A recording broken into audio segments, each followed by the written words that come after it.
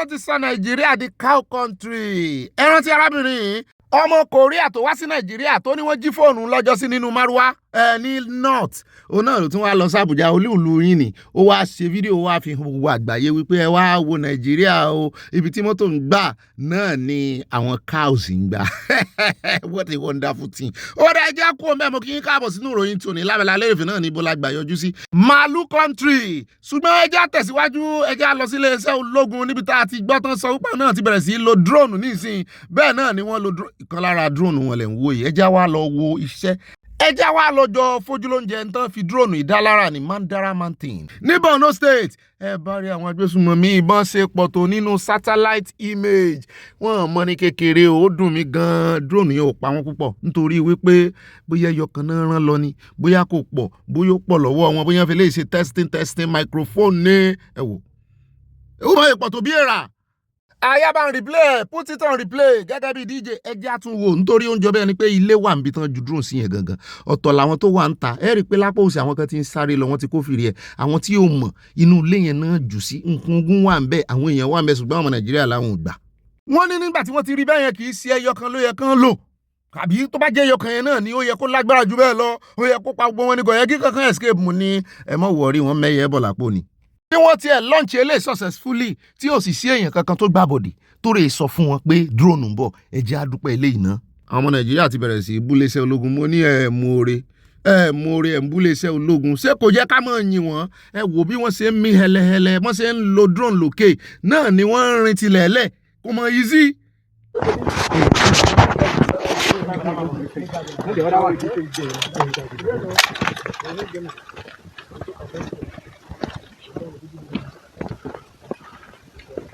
Ṣáì náà ti wá rí báyìí kì í ṣe territory wọn o. Ọmọ Yorùbá wà nínú àwọn tí ń rìn hẹlẹhẹlẹ tí ń gùnkè òkè àlọ́ yìí o. Òkè tàlájàpá ò lè gùn mo ti gòkè mo ti sọ wá easy ni. Wọ́n rí ọ̀kadà gbé lọ bẹ̀.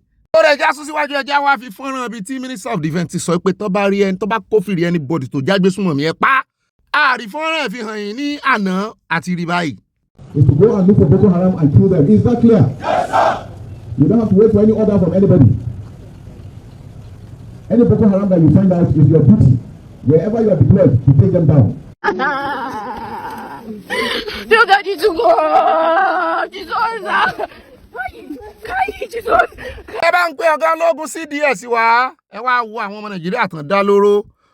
Àkọ́dá oró sì ni kò dàbí àdágbẹ̀yìn Ọlọ́run ó wà bá wa gbẹ̀san lára wọn. Mọ̀mọ́ kan la rí tó gbé ọmọ rẹ̀ mọ́yà ó sọ̀rọ̀ lánàá lóhun òkú o. Inú ìdílé mi lélẹ́yìí báyìí níbi táwọn náà ti ń sunkún. Ọmọ yìí ló lù sí bàbá rẹ̀ wọ́n fẹ́ lọ sin bàbá rẹ̀ ó ní bàbá àwọn ò tí ì lè lọ Olóhun ó tẹ̀lé lọ. Ẹ wá wò mọ́ ṣe ń dá ẹkún jọ sí ilé káàkiri ṣùgbọ́n agbọ́pàá rẹ̀ olódò ti lọ bẹ́ o wọ́n náà kàn síbẹ̀ ká tó fi fọ́nrán wọn hàn yẹn já tún sáré dé ìgboro Plateau níbi tá a ti rí tán sọ wípé àwọn Fúlàní wọ́n ṣe ń padà wá wọn náà pa another 2 wọ́n ti ẹni student náà tán pa ẹ wá wò kan náà àwọn tí àwọn ọmọ Fúlàní tún pa ẹ wò bọ́n ṣe ń wọ̀ lójú títì èèyàn náà wọ̀ yìí o nínú Nàìjíríà ṣùgbọ́n jẹ́ agbọ́n tí ààrẹ olódò dẹ́sọ̀ nígbà tán lọ síbẹ̀ nítorí a gbọ́ wípé ìrìn àjò tán fẹ́ rìn lọ sí ìpínlẹ̀ Ogun State láti rè sí airport níbi tí ọkọ̀ bàálù máa ń bà sí ibùdókọ̀ bàálù àwọn èèyàn wá sọ fún wọn wípé ṣé ń tẹ̀sí ń ṣe ìsọmọgbẹ́ wá sá àwọn èèyàn kú lọ rẹpẹtẹ ẹ̀ lọ bẹ̀rẹ̀ ìbọn kẹ́dùn wọ́n lọ ọbẹ̀ báyìí o wọ́n ti yà wọ́n láwọn ò lọ sí Ogun State mọ́ ẹ̀kúnrẹ́rẹ́ rẹ̀ àmúbọ̀ náà àkójọpọ̀ ròyìn ṣùgbọ́n Sunday ibẹ̀ gangan inú oko yẹn ṣùgbọ́n akófìrí woman yẹn woman tí ó di ọmọ rẹ̀ mú lánàá ààrẹ Tinubu bá sọ̀rọ̀ ẹ bá ń tẹ̀ sí ẹja gbọ́n tán sọ. That this experience will not repeat itself. I take for example, Favor Roda. I know the pain. I see how on the video you head on to Ayuba and the pain and agony in your heart. But it's only God.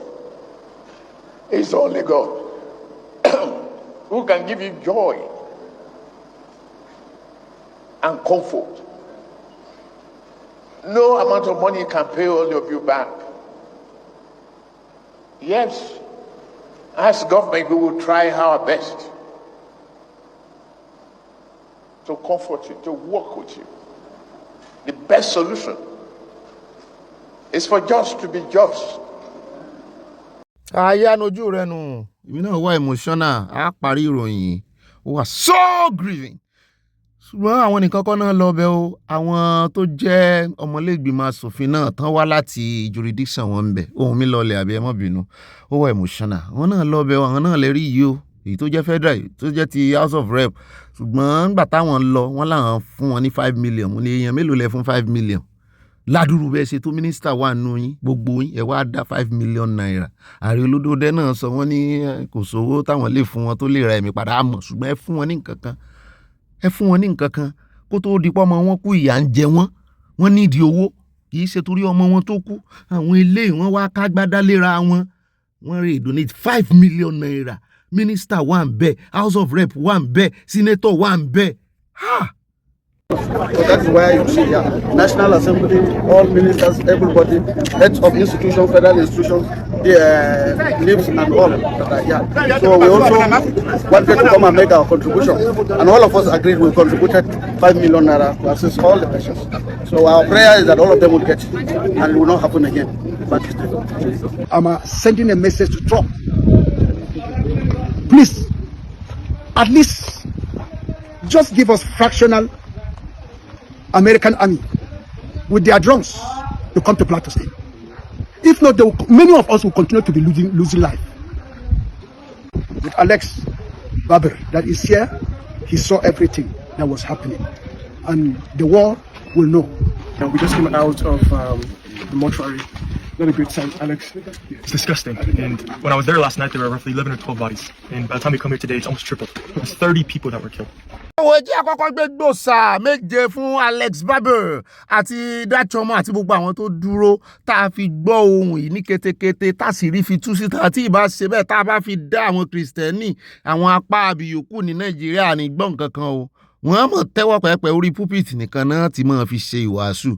Ṣùgbọ́n ibi tá a ti ń sọ yẹn náà lọ́wọ́ ní Bashir ẹni tó ti bá agbẹnusọ ààrẹ Buhari tó kú tó ti gbẹ́sẹ̀ ló bá bẹ̀rẹ̀ sí yọ̀ ló bá fẹ́ pe patí lórí agbágbé. Ó ní kí ló ṣe tínú rẹ̀ ń dùn táyọ̀ rẹ̀ ń kún. Ó lóun fọ̀ táwọn ṣe ẹ̀yẹ tá a lọ táàrẹ̀ ó ní Alex Barber àti Reverend Dachomo. Ó ní Nàìjíríà ti pa láṣẹ wípé kí Alex Barber kó kẹ́rù rẹ̀ kó kásá rẹ̀ kúrò Nàìjíríà pé wọ́n ti fọwọ́ òfin mú Alex Barber ó bá jáde wípé wọ́n léhùn ẹ̀ ń fi mú fínlẹ̀ ń wo gbà tó ń fẹ́ padà òun lọ́hùn bọ̀ ni bóun bá tún lọ ní ìsìn òtún ń bọ̀ pé lóòótọ́ òun ti fẹ́ kó nù Nàìjíríà kò sí nǹkan kan tó ṣe òun kì í sì ṣe torí pé èèyàn kan ń dúnkòkò lájà àbí anonymous nǹkan sọ pé wọ́n fẹ́ pa òun kò sẹ́ni tó lè pa òun.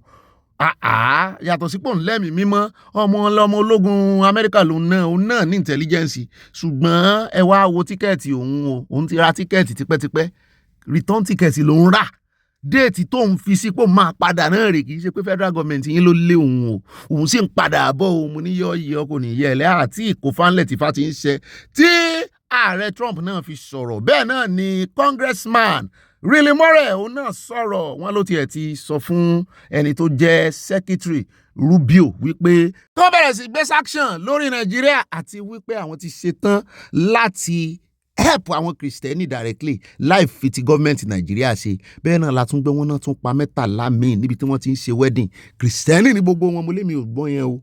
Àyà ò rí gbé ẹ bá gbọ́ ẹ̀ nínú àkójọpọ̀ ròyìn. Bẹ́ẹ̀ náà ni wọ́n kan sáárá sí Reverend Dachomo wípé bó tiẹ̀ ṣe pé Trump tó fohùn ránṣẹ́ sí Trump wípé àníkẹ́ wá gbà wọ́n pápápá òun náà ni Riley Moore tó gbé ohun rẹ̀ wípé mọ́ wọ́rí à ń bọ̀ wá gbà yín àní fi ti ìjọba Nàìjíríà sí mọ́ nítorí báwọn ṣe ń wò wọ́n yìí apanilẹ́kúnjayé ni wọ́n ń wòran bí ẹni pé wọ́n fọwọ́ sí ni. Àyà náà ti ń fi falẹ̀ jùmọ̀ ní orílẹ̀-èdè olórílẹ̀-èdè ni wọ́n respect sovereignty ni.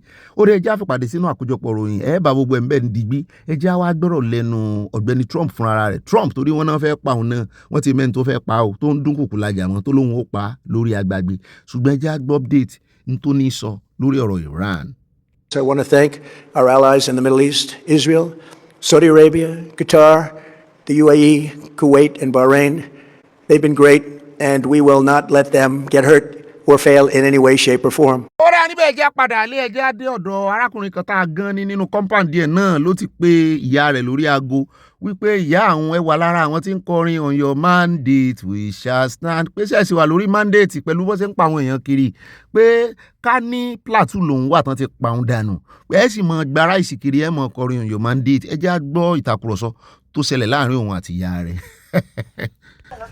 wọ́n kà pé fún Tinubu yẹn ṣé tí Tinubu bá mú security lẹ̀ tí àwọn security tight ní country ẹni ọ̀pá ok tí CBN bá lọ sáàfù ní just yẹn tí nǹkan bẹ́ẹ̀ wá ṣẹlẹ̀ ẹ ní sọ pé kí láwọn security ṣe ọtún fẹ́ lé àwọn bandit yẹn àwọn sójà tó wà lọ lé àwọn boys tó fẹ́ lé àwọn bandit pé kọ́ fèsì wọn àwọn sójà odidi sójà tó ń protest ọtún lọ lé àwọn bandit yẹn tọ́mọ tẹ̀ ìbára ní just tí nǹkan bẹ́ẹ̀ bá ṣẹlẹ̀ ṣé ní ìmáàdù ẹ ní sọ pé ìjọba kò sí security a lè rìn a lè ṣe ọkàn ẹ tún kó sí aṣọ APC bó dẹ̀ sọ fún yín lánàá ẹ fọjọ́ ọ̀la àwọn ọmọ yín ẹ fi máa tẹ̀lé APC ṣèbí no ìtorí ráìsì ṣèbí kíni àbí kí gbogbo àkàfẹ́nu kò sí ìjọba ọ̀dà ẹ má jàgbà àwọn ọmọ yín ló máa lọ sáàbù èmi òkú ní skul kan tí mo lọ èmi ok ọmọ yín máa lọ sáàbù ìyá ọmọ kan sì ọmọ kan ọwọ́ ìyá báyìí ló kú sí lánàá tí ìyá ẹ̀ sunkún tí mo wò bílíọ̀ báyìí ní just tó ṣẹlẹ̀ káwọn bá díje báyìí tíjọ oya president bẹ́ẹ̀ lọ ṣe kiri fún sí kò jáde báyìí kò àdírẹ́sì Nàìjíríà kò sọwọ́ kan ṣé president nìyẹn ṣé ìjọba nìyẹn yóò lè ṣẹlẹ̀ lásán country ẹ kó sáṣọ mọ owó yẹn àdádì lánàá èló lọ fún dádì mi èló lọ fún wọn sọ́ọ́dí fún wọn lówó tó máa fi àṣì tó máa fi kọ́lé tó máa fi ṣoríire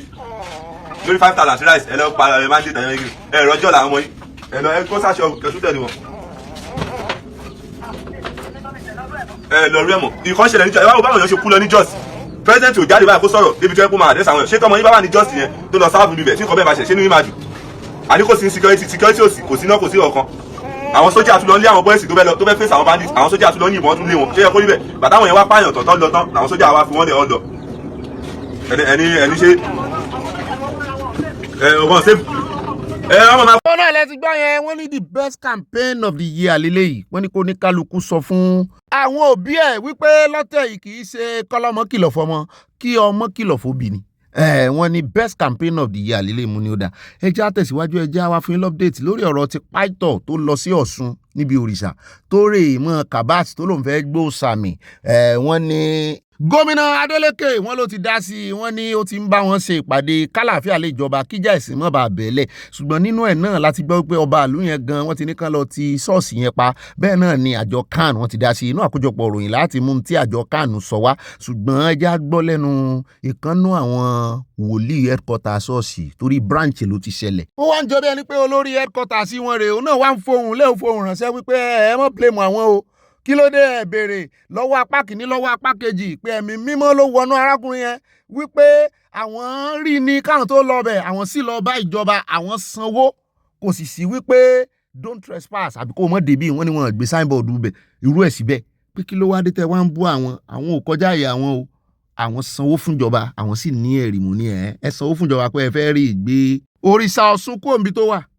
wọn wà láti wá ba ojúbọ yín jẹ́ kò sẹ́ni ọ̀fọ̀ sọ̀rọ̀ bá bá ìkòkò ọbẹ̀ yín jẹ́ ẹ̀yìn mọ́lẹ̀ fúnra yín àwọn ìgbìmọ̀ ìjọba náà fún wọn ní àṣẹ ẹ̀yin DSS no matter who you are we took permission according to report given to us and we have evidence they are sending ni wọ́n bá èsù tó ṣe pa adìẹ lé lórí tí mi ẹ̀ ìrìnàjò ẹni ọlọ́ni púpọ̀ ń lọ ọbẹ̀ nígbà tí kò síbi tẹ́ ẹ̀ẹ́dẹ̀kọ̀ bẹ̀ pé ẹ̀ sì gbowó ìjọba gbowó ọba jẹ́ bẹ́ẹ̀ kọ́ bẹ̀ pé ẹ má ṣe débí o ní ẹ̀ẹ́dẹ̀ Yorùbá ẹ̀ pé ká má ṣe déwó ọ̀dà lọ bí ní gbẹ jẹ̀mbí tẹ̀lé ní tí ìrìnsọ ọlọ́run lọ bẹ̀ ọ̀dà bí wó ẹ̀ kọ́lẹ́mọ̀ pọ̀rọ̀ pé ẹ̀yin tí orí yín pé ọlọ́run pẹ̀lú yín ọ̀dà sáà sí ẹjọ́ ọlọ́run dá tí ọ̀dọ̀ ọ̀pọ̀lọpọ̀ wọn ò bá bẹ̀ jẹ́ wọ́n dẹ̀ sọ olùwàlọ́run lọ síbẹ̀ that was the report they made when you collect ọ̀nà báwọn security kíkì ẹ̀ pé olùwàlọ́run asọ́mọ̀ mi dé àfihàn ọba àmọ̀dẹ́kẹ́ ọ̀tọ̀ ní ìrìnsọ ọlọ́run kan tó sọ̀rọ̀ kì í ṣe mi ṣùgbọ́n torí pé ìkankan náà ni wọ́n ní mo pe èèyàn kan lájẹ́ ó sì sọ ń bẹ̀ wípé tẹ́ ń bá pe èèyàn lájẹ́ ńlá jẹ́ àjọ làkàtà ẹ̀yẹ tẹ́mi jẹ́ Ọ̀ṣun yẹ ìfarinu wà ní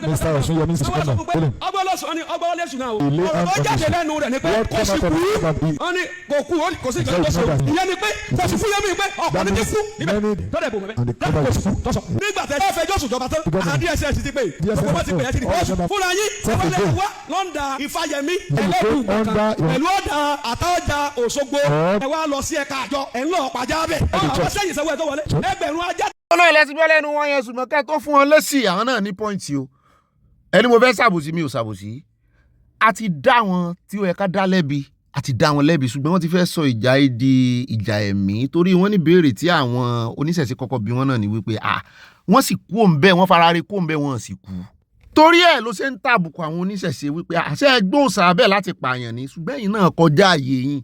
Ẹ wá mọ ibi tí mo ti sọ wípé àwọn náà ní ní point ní wípé nígbà tí oníṣẹ̀ṣe náà ti wá dìde tán náà ti lọ gbẹ̀san kò ní ìdí kan lọ sọ́dọ̀ ọlọ́pàá mọ́, kò ní ìdí kan lọ ọ̀dọ̀ DSS mọ́. Àwọn DSS àwọn ọlọ́pàá yẹn gan tí bàbá ìfẹ̀sùn kàn ní ìṣe pa àwọn ló fáwọn níwèé. So ọlọ́pàá lè fún yàn níwèé òkè sí oníṣẹ̀ṣe náà kàn náà lọ sọ ọ̀dọ̀ àwọn ọlọ́pàá yẹn kàn náà lọ gbarú ìwé yẹn kàn náà fẹ́ wọnú ṣọ́ọ̀ṣì fẹ́ rè cast out kìíní sẹ́rí ọlọ́pàá tó fún wọn níwèé yẹn gangan ló yẹ ká èmi ò ráwọn méjèèjì bá wí o torí ẹ̀ mo ṣe ní bàbá yìí náà ní point. Ẹ̀yin náà ti lọ gbẹ̀san ẹ ti lọ pajá sí orí pẹpẹ kóníkálukú tó bá jẹ́ pé ẹ fẹ́ fọwọ́ òfin tọ̀ ṣùgbọ́n tẹ́ ẹ bá fẹ́ ṣe dáadáa ẹ̀yin méjèèjì ọlọ́pàá tí bàbá yìí fẹ́ tán allege tán accuse wípé àwọn náà fáwọn láṣẹ pé àwọn rè bọ́n pé olúwa sọ pé kàn lọ bẹ́ẹ̀ kàn rè gbé ẹ̀mí yẹn jáde kàn mú ọlọ́pàá yẹn jáde ọlọ́pàá gan ló fẹ́ dá wàhálà lẹ̀. Ẹ máa bá ń sọ ìmọ̀ràn yín sínú comment section wọn ò fẹ́ pẹ́ bẹ́ẹ̀ já wá dọ́dọ̀ ìkànnì àwọn ṣẹ́ẹ̀kì ilẹ̀ haúsá yìí wọ́n ní ẹkún gbọ̀n ló wá bẹ̀rẹ̀ sí ké mo ní kí ló ń pa lẹ́kún wọn ló sọ wípé ìyà ń jẹ àwọn èèyàn jù lábẹ́ ìṣèjọba muslim ticket mo ní yóò sì sun ẹkún yẹn yóò sun dọba ẹ bá ń wá ẹni ni ẹ gbé fún kó máa sunkún kiri yóò sun the next year ní tó lódòdó yóò fi parí gbogbo second term ẹ̀ kò ní bọ́nú ẹkún. Ìwáṣọ nìkan ni ó sun àrọmọdọ́mọ rẹ̀ ó bá sun bẹ́ẹ̀ nítorí wípé nígbà tó ń pariwo muslim ticket lọ́jọ́ sí àwà ń bẹ̀ nígbà tí Buhari wọ́n sì wà láyé tó lè foundation ìdìbàjẹ́ tó lódòdó tó ń build ilé lórí wọ́n sun ẹkún ṣùgbọ́n wọ́n wá sun ẹkún kíkorò ní ìsìn wọ́n sun ẹkún kíkan.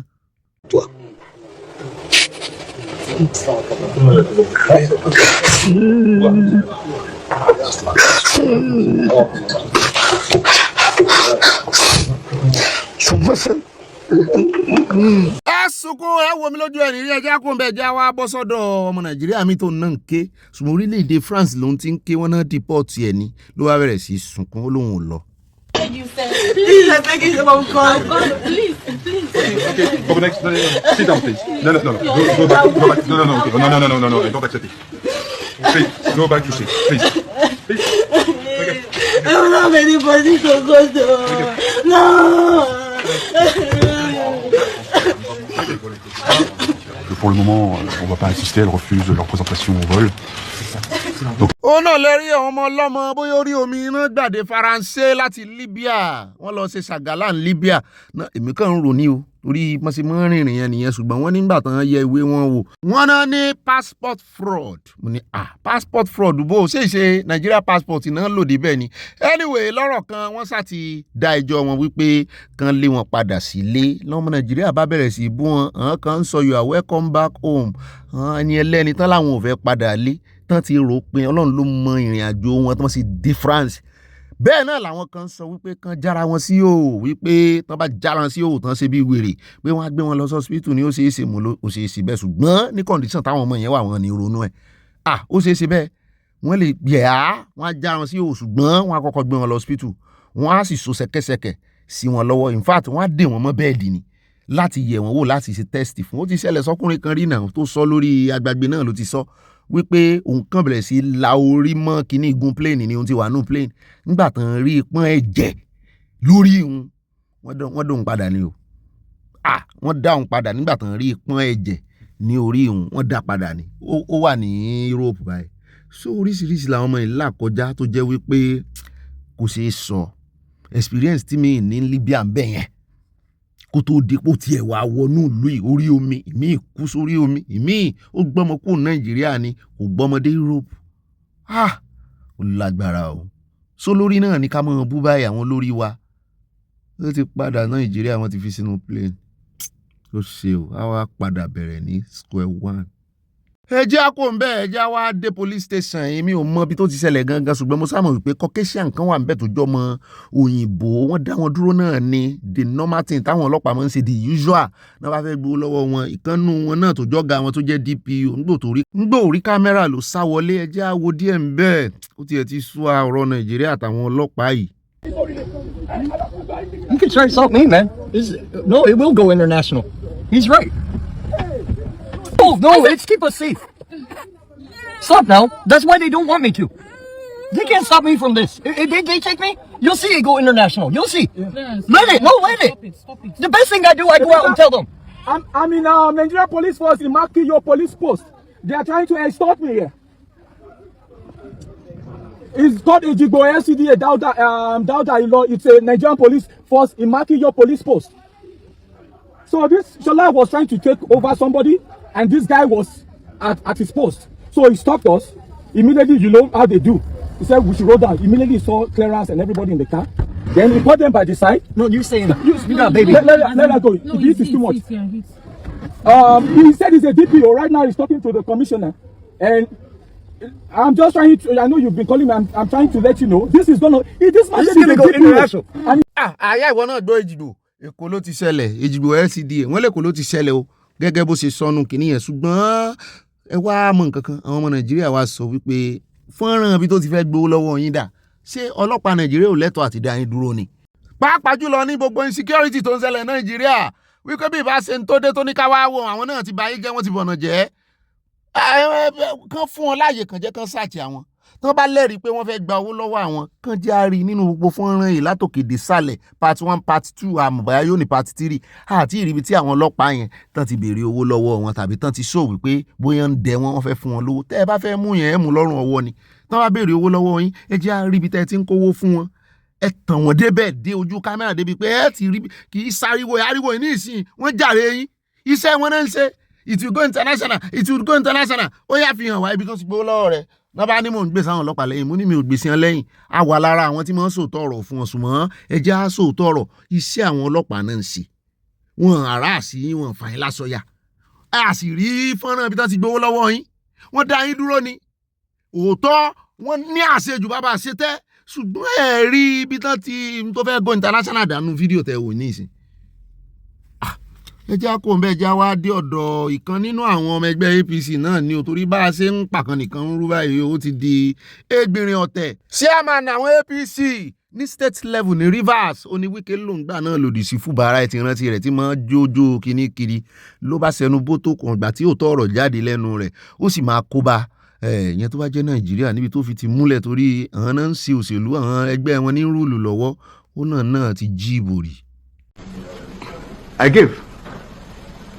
Elections could be written inside Chief of Staff's office. It was done so in my time. We did so. We'll write the result and hand over to the commission. They will just, their business is going to go and announce. Sẹ́yìn náà ti gbọ́n tó sọ nígbà méjì ó túra rẹ̀ síta àwọn àmọ́ òwòjúṣẹ́ tí ìjọba ògbẹ́jà kó mẹ́jà fún lọ́pdẹ̀tì lórí ti arábìnrin tó kú sí ilé ẹjọ́ nígbà tí àwọn NDLEA tán gbé lọ ẹja fún lọ́pdẹ̀tì torí wọ́n ní wọ́n fẹ́ kó òkú yẹn sílẹ̀ wọ́n fẹ́ gbé kún ilé ẹjọ́ àwọn àjọ NDLEA mo ní tó sojú gbogbo èèyàn tá rí inú kámẹ́rà fúnra yín náà lẹ́wọ́ jáde ṣé wá fẹ́ filẹ̀ nu mọ́tò wọn náà fẹ́ filẹ̀ nu mọ́tò wọn fẹ́ sá lọ làwọn lọ́ọ̀yà àtàwọn adájọ́ wọ́n bá pakuru mọ́ wọn.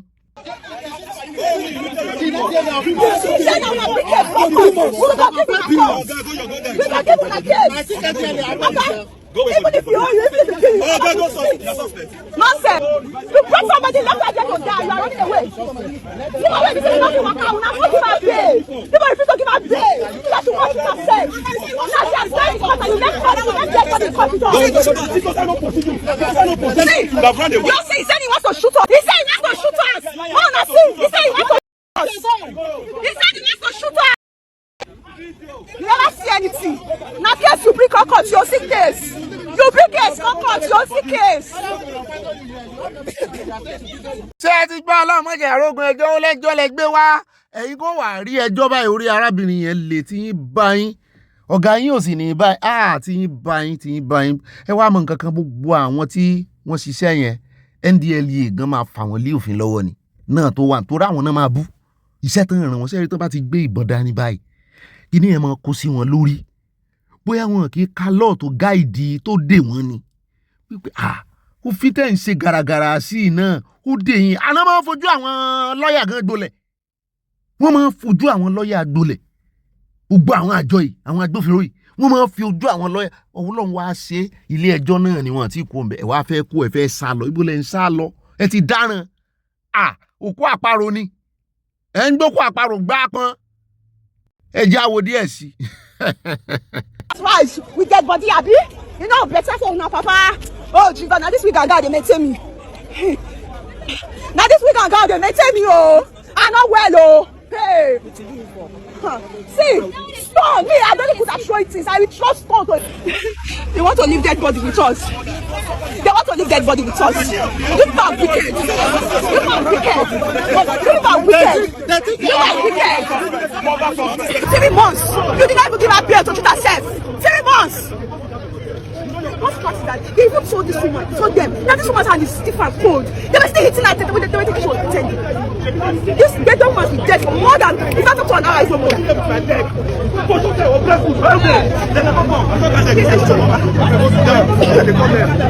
Which kind of wickedness is that? I can't see this. I can't feel like.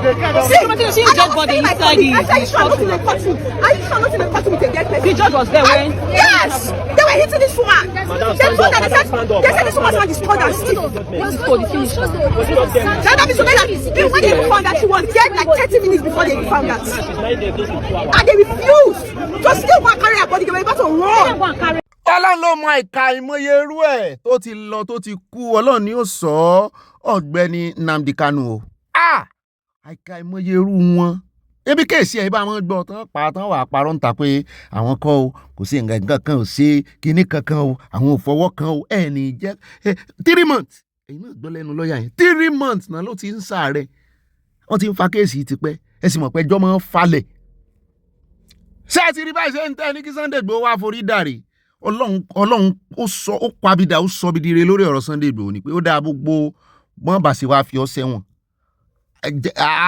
Àtàrí rẹ̀ sí Benin Republic. Wọ́n sì gbìyànjú náà nínú àwọn oúnjẹ tó ń gbé lọ láti Nàìjíríà. Bàbá yá láwọn ò jẹun. Wọ́n bá ti pa ẹni ẹlẹ́ni síbí. Wọ́n bá ti pa ẹni ẹlẹ́ni dànù. Wá ní Sunday Igboho nìkan ìbá fira rẹ̀ lẹ́ni kan kó sọ kẹsẹkẹsí lọ́wọ́. Ẹbí yín náà máa kó sí lọ́wọ́ Ọ̀gbẹ́ni tẹ́ ń sọ bẹ́ẹ̀. Ó dẹ̀ já kó ń bẹ́ẹ̀ tí wọ́n fún Ọ̀gbẹ́ni sáà ti pẹ́ jù báyìí. Back to back ni ìròyìn tòní o. Ẹ já dé títì tí wọ́n tún ti tó àṣírí David Umahi. Wọ́n ló ṣe títì kan ní ọ̀nà Ṣàgámù. Wọ́n ní títì tí ń bàjẹ́.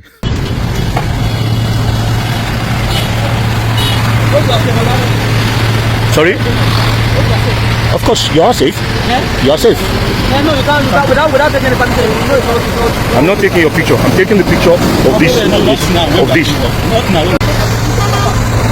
Ó ní àyà maintenance culture lélẹ́yìí. First of all, ó yẹ kó cover drainage yẹn. Secondly, kì í sàráàlú ló yẹ kó wá máa kó ìjọba ló yẹ kó máa maintain yẹn.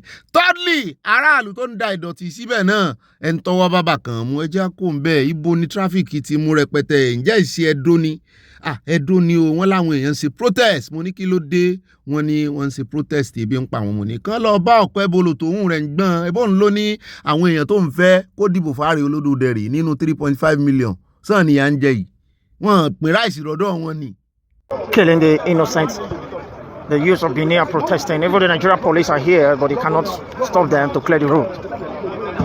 Let me show you the crop of the Nigerian police. They've appealed to these youths, but they've refused. They are adamant. They said they are not living here anytime soon.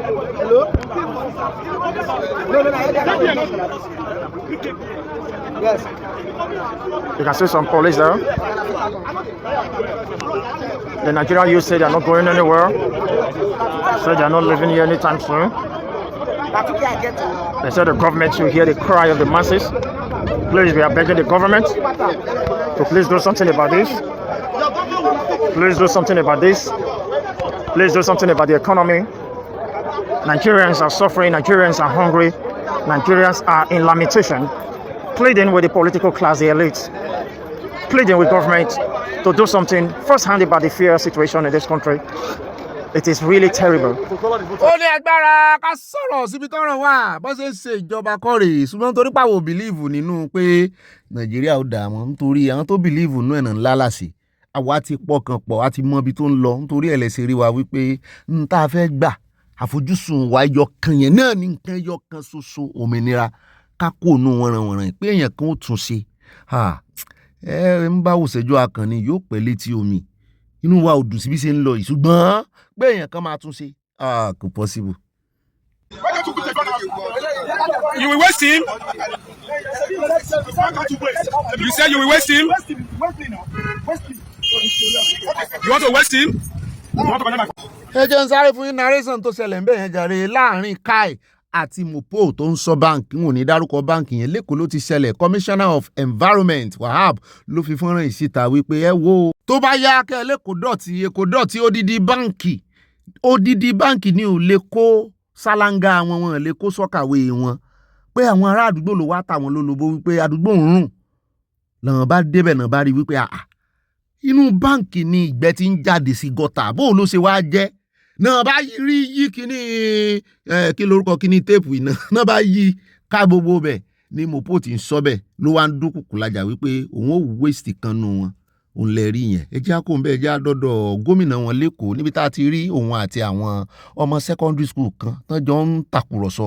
mo wá ní tá ń pe mítìn àwọn ní gómìnà ń kọjá lọ ló wá rí wọn ló wá dúró ní kí wọn. I think, who do you want to come and open it for you? You, sir. Is this, sir? What is that being Mr. President? Sir? What is that being Mr. President? Come. Yes. That's the biggest school in the country. Yes. You have the biggest school in the country. That's where I am. So I was going to see it myself. Yes. Okay, so I'll see you guys next week, okay? Yes,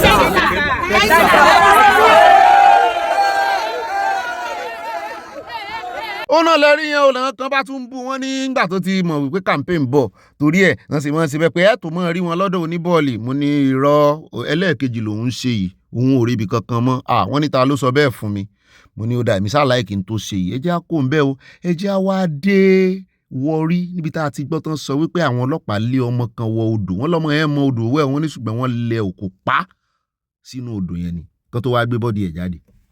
For Dinaj Road for shoot person to enter river now. They never see the boy. Now what?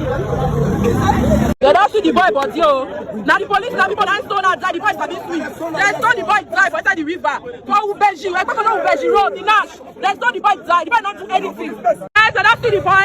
Now they take her, they go police station. Straight to the police station. When they go give police people, make a shopper. And that's a big key. That's a big shop. Àwa ni olùdarí ṣọ́ọ̀bù àwa ni olùdarí ṣọ́ọ̀bù àwa ni tí olùdarí ṣọ́ọ̀bù. Sukuu kan náà lèmi àti ìyá ìjọ lọ. Àyà ní ọ̀gá mi ẹ̀ serious yẹ̀wò ìyàlẹ̀ fi ń pa àjọ lọ sukuu kan náà ni CEO ni mọ̀mọ́ fẹ́ rántí mo wo ṣọ́ọ̀bù náà kò sí nǹkan kan bẹ́ẹ̀ in fact ó ṣe mí láàánú bí ẹni pé kí n mọ̀ wọ́n kí n mọ nọ́mbà wọn kí n ní ẹgbà nǹkan kan kẹ́ fi bẹ̀rẹ̀ òwò àwọn àti bàbá.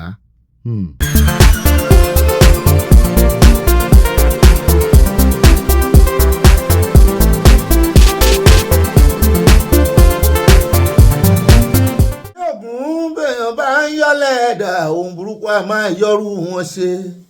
Mo ti sọ tẹ́lẹ̀tẹ́lẹ̀ nínú orin tó kọjá pé ní Ọlọ́run fẹ́ lọ́mọ èèyàn ń fẹ́ ó yá ẹ má yọ́nú sí mi ó yá ọkùnrin ẹ yọ́nú sí mi ọkùnrin tóbìnrin ẹ má yọ́nú sí mi ó yá ẹ yọ́nú sí wa ọmọdé ẹ yọ́nú sí wa àgbàlagbà ẹ yọ́nú sí wa torí ìyọ́nú Ọlọ́run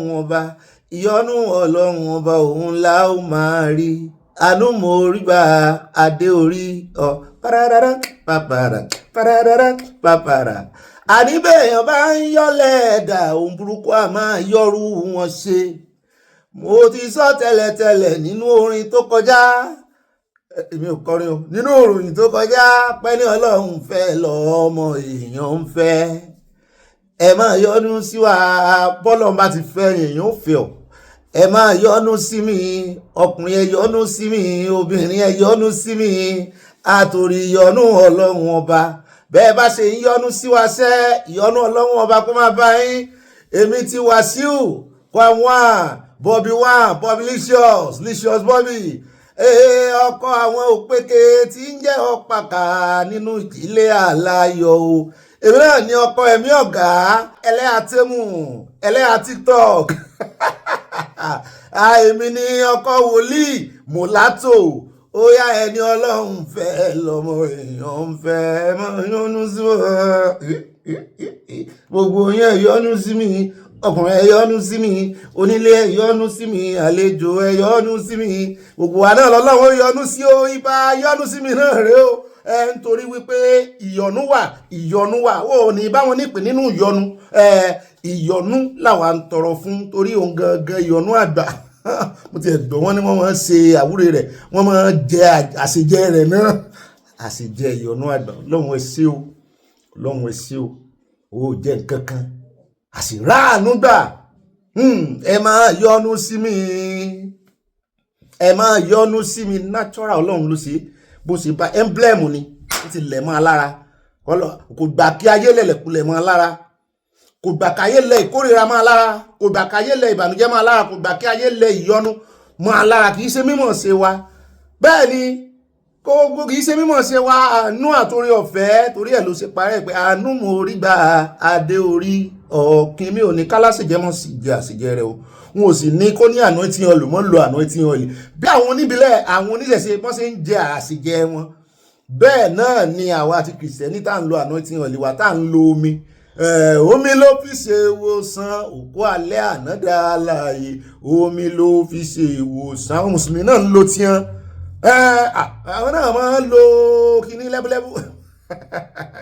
Àwọn oníṣúfì lè máa bínú bá ó dá o, ibà ẹ mọ̀ yọ́nú sí àná rèé o, gbogbo ọ̀nà gbogbo tá a bá rìn sí lọ́lọ́run ó ti mọ̀ yọ́nú sí àyìn tọ́lọ́run bá sì ti yọ́nú sí yóò bá ìyọ́nú àwọn ọmọ ènìyàn yóò bá pàdé, ìyọ́nú àgbà, ìyọ́nú ẹranko, ìyọ́nú obìnrin. Tí mo lọ tí ajá ó mọ̀ gbọ́ àwọn míì tí ó sì mọ̀ bẹ́yìn ṣeré. Ìyọ́nú kọ́lọ́run jọ̀ọ́ kó yọ́nú sí wa o.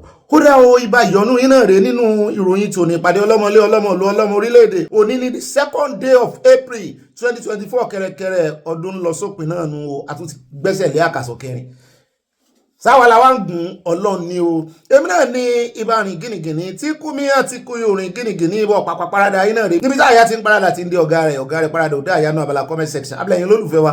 Èmi náà ní ibọ̀ pàkà ọkọ̀ àwọn òpìkì ọkọ̀ àwọn sweet 16. Bẹ́ẹ̀ náà ni tẹ́ bá gán ní mi tẹ́ rí mi ẹ lè pè mí ní ibà lọ tààràtààrà tọ́rọ̀ bá ti dọ̀rọ̀ òtítọ́ àtòdodo. Sàn báyìí láàrin ìṣẹ́ ajé ni mo ní pẹ́kọ̀rọ̀ bọ́ ọba ti rẹ̀ ní tí ò rìn sàn pẹ̀lú rẹ̀ ìwọ náà mọ̀ sí mistake rìn sàn kó sajá alé rẹ̀ ajá nǹkan ọ̀sìn rẹ̀ ní ò rìn sàn pẹ̀lú rẹ̀ ìwọ náà mọ̀ sí mistake rìn sàn pẹ̀lú rẹ̀. Gbalẹ̀ símọ́nà tán fún kọ́ ọmọ bá gbalẹ̀ símọ́ níyà. Bẹ́ẹ̀ náà ni ẹ lè pè mí ní ibà confam ẹ̀kọ́ tó sẹ́ndì ẹ̀ wọ́n bá gbé ìròyìn fógànná o. Bó bá ṣe mistake ìyẹn yàtọ̀ ṣùgbọ́n kọ́ wá mọ̀ gbé ìròyìn fógànná kó mọ̀ pé kódà kò jẹ́ ọ̀tá rẹ̀ nípa ọ̀tá rẹ̀, kódà kò jẹ́ nípa àwọn olórí Nàìjíríà yìí. Wọ́n ti ṣe kinní kan o, wọ́n ní kan kówó jẹ o. Tí ìbá ti ṣe ìròyìn gidi tí ò kówó jẹ mọ́ parọ́ pé kówó jẹ mọ́ o. Ṣùgbọ́n bọ́ bá wá ṣàṣìṣe ibi tó ti ṣe náà ọ̀gangan bẹ̀ pọ́ìntì ibẹ̀ gangan ní kó padà wá kó ti wá ṣe àtúnṣe o. Kì í lọ ọmọ ló ti lọ o, wọ́n bá lọ ìmọ̀ padà o, a sì mọ̀ dirú dìgbà o. Ohun tí ó sì dì mẹ́rù yóò lè yí máa mú ọrùn èèyàn wúwo ni o. Ìyẹn àṣìṣe máa di àṣìṣe mẹ́rù ni o. Tó o bá tètè fi àtúnṣe kojú ẹ̀ tó tijú sọ́rí ó rí pé ó tètè rọ̀ náà lọ, ó tètè kókojá ń ló dífá awo tán dá fún bàbá Sunday Igboho náà nù lẹ́nu ọjọ́ mẹ́ta pé mọ́ wọ̀rí kí wò sátìrọ́ náà lọ ni.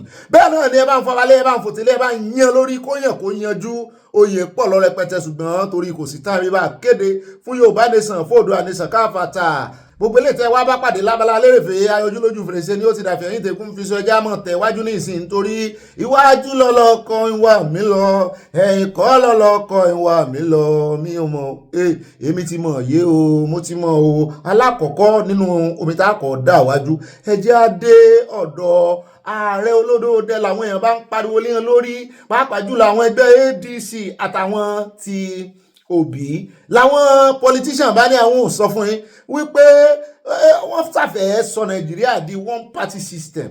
Ọ̀nà kan ò sí wọ́jà oníkálukú kó ṣe tiẹ̀ ojú ọ̀run tẹ́yẹ fò láì fìyẹ́ láì fapá kanra wọn wípé wo wá ní kẹ́ẹ̀fẹ́ bá gbogbo ẹgbẹ́ jẹ́ ẹ̀yin lẹ́gbẹ́gbẹ́ PDP jẹ́ inú yín dùn ẹ̀bà ẹgbẹ́ Labour Party jẹ́ inú yín dùn ADC tí àwọn kan tún rọ ADC tí àwọn tó jẹ́ strong opposition yìí tún wọ́ lọ báyìí ẹ̀ tún fẹ́ bàjẹ́.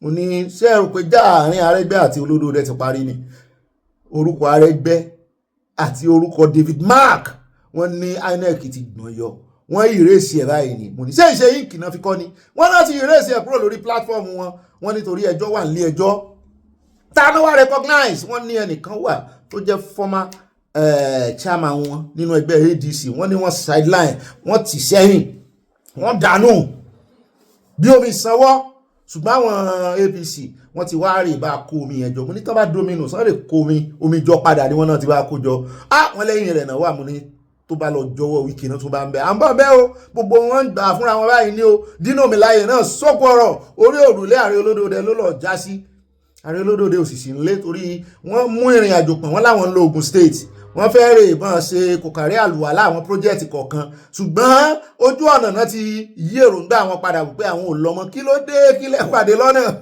kí ló ń bà yín lẹ́rù wọ́n ní nǹkan kan ò bà wọ́n lẹ́rù torí àwọn kan wàá dàrú nígbà bó ní àwọn ọmọ Nàìjíríà àwọn kan ó ṣekú ní Plateau táwọn ò ní lọ́bẹ̀ táwọn ó wà á máa gba Ògùn State lọ wípé kò jọ mo ní ariwo pọ̀ ẹnu ti kùn yín so ẹ̀ bá lọ Ògùn State ẹ̀ bá mọ́ lọ síbi táwọn èèyàn ti kú Ààrẹ Olódòdè kò dáa tó ṣùgbọ́n tẹ́ jẹ wá lẹ̀ Yorùbá à ń béèrè rẹ o wọ́n ní gbogbo owó tẹ́ bá sì yá wọ́n ní wọ́n ti bá wa fọwọ́ sí àwọn representative tá a ránṣẹ́ àwọn senate tá a ránṣẹ́ iṣẹ́ ara wọn náà ń jẹ́ ṣùgbọ́n wọ́n nílẹ̀ Yorùbá ní kẹ́ mọ́ kó bọ̀ kẹ́ wá ná sí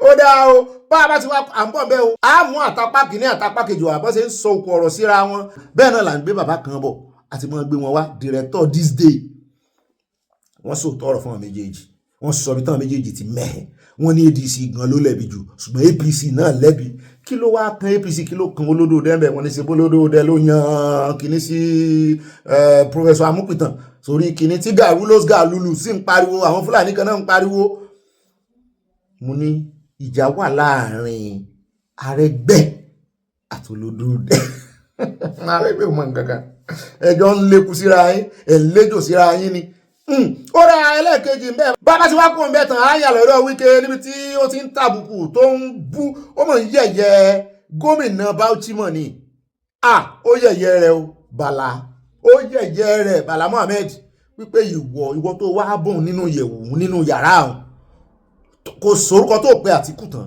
tó ní Àtíkù fẹ́ ṣe ọ́ léṣe Àtíkù ó fẹ́ hàn léèmọ̀ tẹ́yàn sì ti jọ fẹnu kò wípé àwọn gbèsè Olódòdè lẹ́yìn ó wá rè tó ti Ṣèyí Mákindé ó ti wá kó bọ́ báyìí ó ti jórí ahun pé ó tún wá fẹ́ catapult nígbàtẹ́ ẹgbẹ́gbẹ́jẹ́ tán òun náà sì ń bú mo ní Wike nìkan ni ó kù ní ẹgbẹ́ PDP pé òun náà ń bú ó wá fẹ́ catapult ó tún wá rí bí lọ ó rí inú ẹgbẹ́ APC wà ó tún wá ń lọ sínú ẹgbẹ́ ADC ọ̀tá àwọn kejì òun ó sì mọ bọ́ fani ìjà ò tí ì tán o àwọn sì ń dá a lọ ni ó kàn kó lé ayé gan àwọn ọmọ bàjẹ́ àwọn lọ lọ́rùn àrèmọ́bọ̀ òun ní ẹ̀sùn bẹ́ẹ̀ à ń retí kẹ́ẹ̀tì ti lọ ẹ mọ́ jáfara àbọ̀ bẹ́ẹ̀ àti bí chairman APC bóun náà ṣe gbéra àti bí tí òro wípé Bala ò bá òun sọ̀rọ̀ wípé òun fẹ́ catapult ní ẹgbẹ́ APC náà bá rè bá ṣe meeting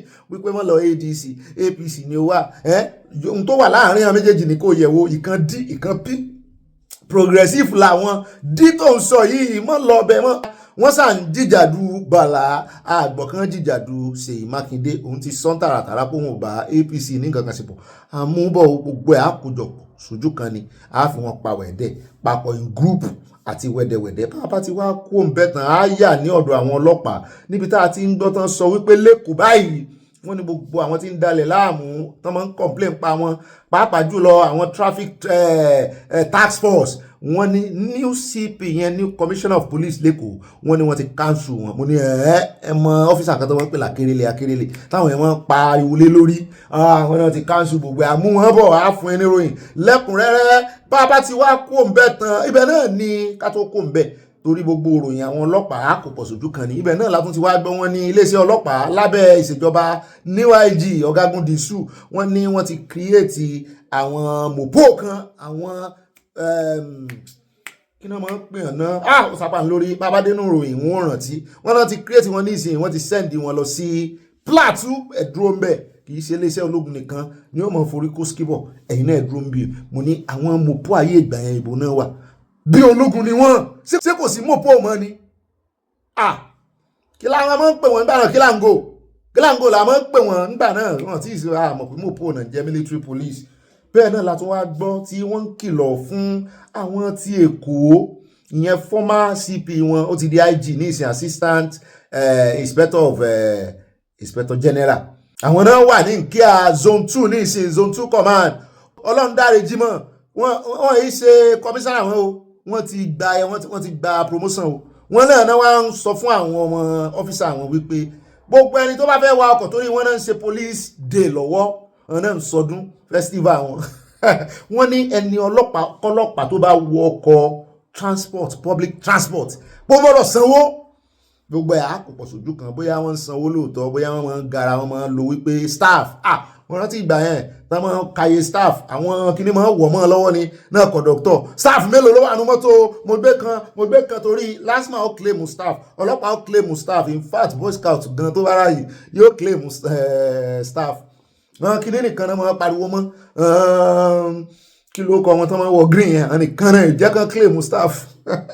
Àbọ̀ bẹ́ẹ̀ nínú àkójọpọ̀ ìròyìn lónìí náà ni bàbá tí wàá kó mẹ́tàn á yà ní orí kéèsì Emefiele níbi tá a ti ń gbọ́dọ̀ sọ wípé ìkan lára àwọn witness wọ́n ló sọ fún ilé ẹjọ́ wípé locally ni wọ́n ti owó tán redesign lọ́jọ́ sí wọ́n ní locally ni wọ́n ti print ẹ̀ wọ́n lọ print ẹ̀ nílùú òyìnbó kankan ibo náà ti ń print ẹ̀ tẹ́lẹ̀ wọ́n ní UK náà ti mọ́ print ẹ̀ tẹ́lẹ̀ kí ni òfin sọ nípa printing owó tó fààyè gbà wọ́n kàn mọ́ print ẹ̀ Nàìjíríà àti pé kí ni Buhari fọwọ́ sí kí làwọn lọ print wọ́n ní tí Buhari fọwọ́ sí kọ́nà lọ print design tí Buhari fọwọ́ sí à ń bọ̀ ń bẹ́ àṣírí tú àmọ́ bóyá Emefiele bóyá yóò bọ̀ nínú ilé yìí ó bá ti wá kó ń bẹ́ tán á wà yà lórí ọ̀rọ̀ ti ìpànìyàn náà ní Plateau ẹja fún yín update níbi tí ìkànnì àwọn congressmen tó ti gahùn sókè amúkanwá lánàá Ted Cruz ṣùgbọ́n kíní ló fẹ́ sọ̀rọ̀ lónìí Riley Murray ó ní US congressman ó tún ti ṣe ìkìlọ̀ kíkan kólekóle fún Nàìjíríà ó ní wọ́n sì sọ fún wọn pé kán súnrakì ìyẹn tí ọwọ́ wọn bá wà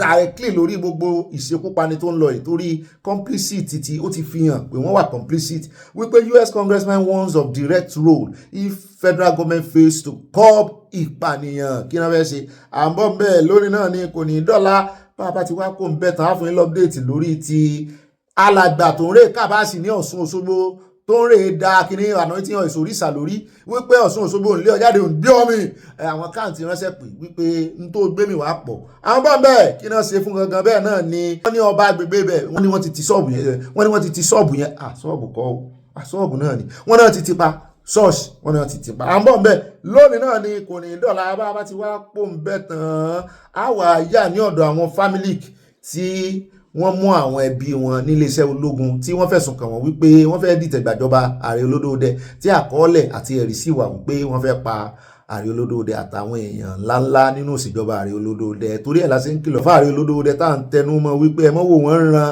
ẹ ti mọ̀ wá àwọn opportunity pé wà ń power ní ìsìn ẹ ti fi mọ àwọn Fúlàní sáájẹ́ èèyàn lọ́dọ̀ yẹn àbẹ́ranko wọ́n làwọn fámílì kí wọ́n bá kóra wọn síta bí ọmọ ọjọ́ mẹ́jọ wípé àwọn ò ní gbà o ẹjẹ́ kàn rí àwọn ọkọ àwọn ọmọ náà ní ẹjẹ́ kàn rí àwọn bàbá àwọn òṣèlú torí ẹ̀yin federal government náà lẹ jáde lọ́jọ́ sí tẹ́ ẹ sọ wípé ọ̀rọ̀ wọn ò ní nǹkan kan ṣe pẹ̀lú ìdìtẹ̀gbàjọba ìgbò lẹ́wà ṣèǹjì ẹjọ́ tẹ́ ẹ ṣèǹjì kéèsì mọ́ wọn lórí à ń bọ̀ ń bẹ̀ lónìí náà ni kò ní dọ́là bá ti wá kó ń bẹ̀ tán jẹ́ àti kó kọjá lórí àwọn ìròyìn tòní ìròyìn pọ̀ ńlẹ́ o bá ti wá kó ń bẹ̀ tán á yà ní ọ̀dọ̀ expert kan ó ṣe láláyé bí ẹni pa ààrẹ Tinubu ló ránṣẹ́ ni wípé ẹ̀yin tẹ́ ẹ ní ààrẹ Tinubu ò lẹ́tọ̀ọ́ àti yáwó first of all ààrẹ lẹ́tọ̀ọ́ àti yáwó time tán sì lè yáwó rèé wípé wọn kì í fi owó téèyàn save kì í ṣe pé Nàìjíríà ò lówó nínú account pé Nàìjíríà lówó nínú foreign reserve pé ó ní tí owó nínú foreign reserve tán máa fi ṣe wọ́n máa fi ṣe backup fún economy ni gbogbo nínú foreign reserve bá ṣe pọ̀ tó bó bá ṣe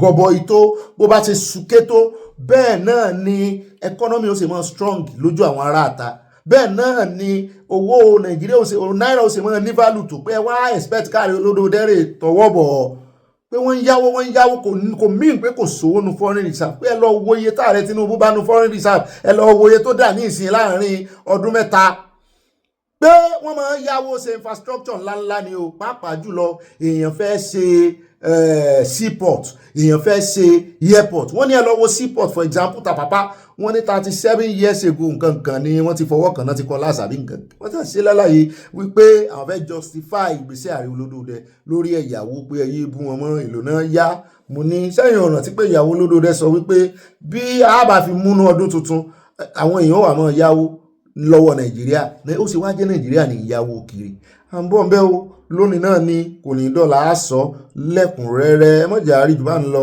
kámọ́ tó ń fagún mọ̀. àní rí jù bá ń lọ nínú àwọn àkórí ìròyìn tòní ìbájúmọ́ bá wà á mọ̀ fi kún nínú àkójọpọ̀ ìròyìn ó yá ẹja ayé afọ́tò wa o ẹ̀rọ ń bá bọ̀dà smiler àfa smiler wọ́n wo aṣọ tí mo wọ̀ wípé àbáwọn ni mo fẹ́ wá kógun jà àwa la fẹ́ràn Islam jù ọlọ́run ọba mọ̀ alákọ̀ọ́kọ́ Islam pọ̀ nù ẹbí mi ẹlẹ́ẹ̀kejì mi gan-an omi Islam ni mo mu inú Islam náà bí a sí ẹlẹ́ẹ̀kẹta ṣe rí àlàáfíà tó wà lára ìran Yorùbá ọmọ kóòtù òjíire ó ń jẹyọ lára wa bẹ́ẹ̀ bá rí tá à ń pariwo lórí àwọn tó fẹ́ bá Allahu Akbar jẹ́ àwa náà kọ́ Allahu Akbar ilé Allahu Akbar táwọn tó fi kọ́ wa lé kí ó kọ́rè àwọn mustasi wa kì í ṣe orú Allahu Akbar yìí wọ́n fẹ́ bàjẹ́ à ń pariwo lé lórí ẹ̀ ń wòran bọ́dà smiler ẹ̀ change o ibi láti wọ ẹja náà bà fún tẹ́ ẹ̀ di mùsùlùmí alálàáfíà ẹ̀ ń fara pẹ́ àwọn oníjàgídíjàgan àwọn ológun ẹ̀ ń fara pẹ́ ẹ̀ di alálàáfíà ṣé mùsùlùmí súnà ṣé ti yín súnà fẹ́ dàrú. alákọ̀ọ́kọ́ nù ẹja ayà fọ́tò wa ẹ ṣe cheese ẹni àfẹ́ sàríà tó fi ń kógun jara wọn nílẹ̀ Haúsá àfẹ́lẹ̀ Yorùbá ẹ ṣe cheese. àmọ́ mi àná ń sọ ẹ tí mo pé Paul abẹ́ ṣe wọ́n mi Stella Ogunbaja àwọn méjèèjì wọn àwọn láìkì Paul. ó yá ẹwẹ́yẹ àti fi wọn pa wẹ̀dẹ̀ àfi wọn pa wẹ̀dẹ̀ àti wẹ̀dẹ̀wẹ̀dẹ̀ àfi pàkà ibà wẹ̀dẹ̀ àti wẹ̀dẹ̀wẹ̀dẹ̀ iná alias wẹ̀dẹ̀wẹ̀dẹ̀. alákọ̀ọ́kọ́ nínú ìròyìn Sanawole ètò ní ẹjẹ́ àkọ́kọ́ yà ní Kaduna ní ọ̀dọ̀ ọmọ El-Rufai ní ìjẹta kọ́ la gbé ìròyìn yẹn tá a gbọ́ wípé ní ilẹ̀ Haúsá àwọn ọmọ ológun sàríà àwọn ISWAP àwọn agbófinró wọ́n bẹ̀rẹ̀ sí lọ káàkiri wọ́n bẹ̀rẹ̀ sí gé dreadlock irun àwọn èèyàn tá a lè rí nínú àwòrán tẹ̀hún wò lẹ́gbẹ̀ẹ́ mi ìkànnì àwọn ọmọ El-Rufai nìyẹn ló ṣe dreadlock sórí wọ́n ya ilé rẹ̀ rè gé irun rẹ̀ wọ́n ya ilé rẹ̀ rè gé ìkànnì ọmọ rẹ̀ náà gé ni o ìyẹn ò sí Nàìjíríà ṣùgbọ́n ìkànnì wọn ló ṣe dreadlock sórí gbogbo wọn sáà ń wò bí pẹ́pẹ́yẹ wọn ti ẹ̀ lára kankan pẹ́pẹ́yẹ òrùba tútù obìmọ̀ kò rẹ̀yìn pọ́nmọ́ tí El-Rufai ti bá 14 days ni ó lò bẹ́ẹ̀ náà ni yóò tún rí ìjẹ́jọ́ lọ́ndì 10 kọ́tì DSS àwọn àmọ́ tó bá ti bẹ́ẹ̀lì ẹ̀tàn bẹ̀ wọ́n tún mú sọ́wọ́ padà ní àjọ DSS wọ́n sì ń sí ilé malami lọ́ntì ẹ̀ o àwọn aláriwo náà sì ń pariwo àwa ọ̀ràn wọn ẹgbẹ́ ọ̀sẹ̀pọ̀ yẹn kan gé irun orí kan fadán kan fi sàríà fadán kẹ́ ẹ bá mọ̀ wípé sàríà wọn ṣe ojúsàájú ọjọ́ tí àwọn ISWAP àwọn bá mú agbésùmọ̀mí ọjọ́ yẹn látò mọ̀ pé wọ́n ń ṣe iṣẹ́ irú kan ológun kan náà gbogbo wọn the same agenda jihadism náà gbé dání ṣùgbọ́n ìjọba Amẹ́ríkà ti ń pariwo lé wọn lórí wípé àwọn ò tí ì ṣetán pẹ̀lú wọn báwọn bá ṣetán wọ́n rí àwọn wọn pè ń bàbá ó dẹ̀ ẹjá tẹ̀wájú ẹjá lọ tààràtàrà sínú ìròyìn míì tá a mọ̀ mú ẹjá sáré dé South Africa níbi tá a ti ń gbọ́ tán sọ wípé Nigeria mission ní South Africa wọ́n ti rawọ́ ẹ̀bẹ̀ sí ìjọba South Africa wípé ẹ mọ́ bínú o àwọn ọmọ Ìgbò yìí wọ́n máa ń ba àwọn èèyàn lójú jẹ́ jù párá ni mo rí mọ̀mọ́ mi kan tá a máa ń gbé wá tán máa ń sọ history fún wa náà bá ní wọ́n ń sọ̀rọ̀ sí yẹn náà dá a padà èèyàn ọmọ Ìgbò lẹ bá ń gbèjà ara yín ìkàkàn ìwọ̀ yìí ń di ni ojú ìtì yín ni pẹ́ wà lára àwọn tó bà orúkọ Nàìjíríà jẹ́ tẹ́ bá tiẹ̀ wá lọ Biafra yín títorí ẹ̀ lẹ́sìn burúkọ Nàìjíríà jẹ́ everywhere àná tí mọ̀ yẹn fún wa ń sọ ẹni ká gbẹnu sọ́hùn ẹ bá ń tẹ̀ sí wọ́n sọ kò bá kún bí ọ̀rọ̀ sí yàn. Let's talk about what is happening in South Africa and how some people are justifying the nonsense our Igbo countrymen are doing in South Africa. You know, it was about 2 weeks ago I came across this issue and I said within me that what happened in Ghana, they have already taken it to South Africa. Now, I have seen several videos of some of their propagandists on the social media justifying this aberration. Justifying it. I just saw one of their spokesperson, Ada Igbo Global, trying to put the blame on, of course, the Yoruba knows, and put the blame on South Africa. That is always a tune. Once our brothers mess up, she must look for somebody to blame. Now, when this issue came up 2 weeks ago, some Nigerians in South Africa came up and apologized, even on the social media, apologized to some of the South Africans who came to make their grievances known on the social media. And as I learned that the SND that was installed was called upon to apologize to South Africans in order to de-escalate the issue, but he refused. And that the Igbo group also refused. And I have seen several of their videos claiming that what is wrong, and comments claiming that what is wrong in them having their leader in South Africa, the SND is the SND of Igbos in South Africa. I have seen several comments insulting South Africans. In fact, I saw a video that insulted the South Africans, claiming they were the ones that did this to South Africans, did that to South Africans. Now, it is taking a violent turn. A lot of businesses have been looted, a lot of vehicles have been burnt, and I even learned that a few people have lost their lives. 26 people have been injured, a few people have lost their lives. Now, the question is that when are Igbos going to call themselves, call one another, and actually speak to one another on this issue of going outside of Nigeria to misbehave and brand Nigeria a terrible name? If it is not happening in Thailand, it is happening in Indonesia, it is happening in Ghana, it is happening in Senegal. I've seen several videos in India. Sometime last year, several of these people were unalived in India. About 5 of them were unalived in India just because of this Uzobu character.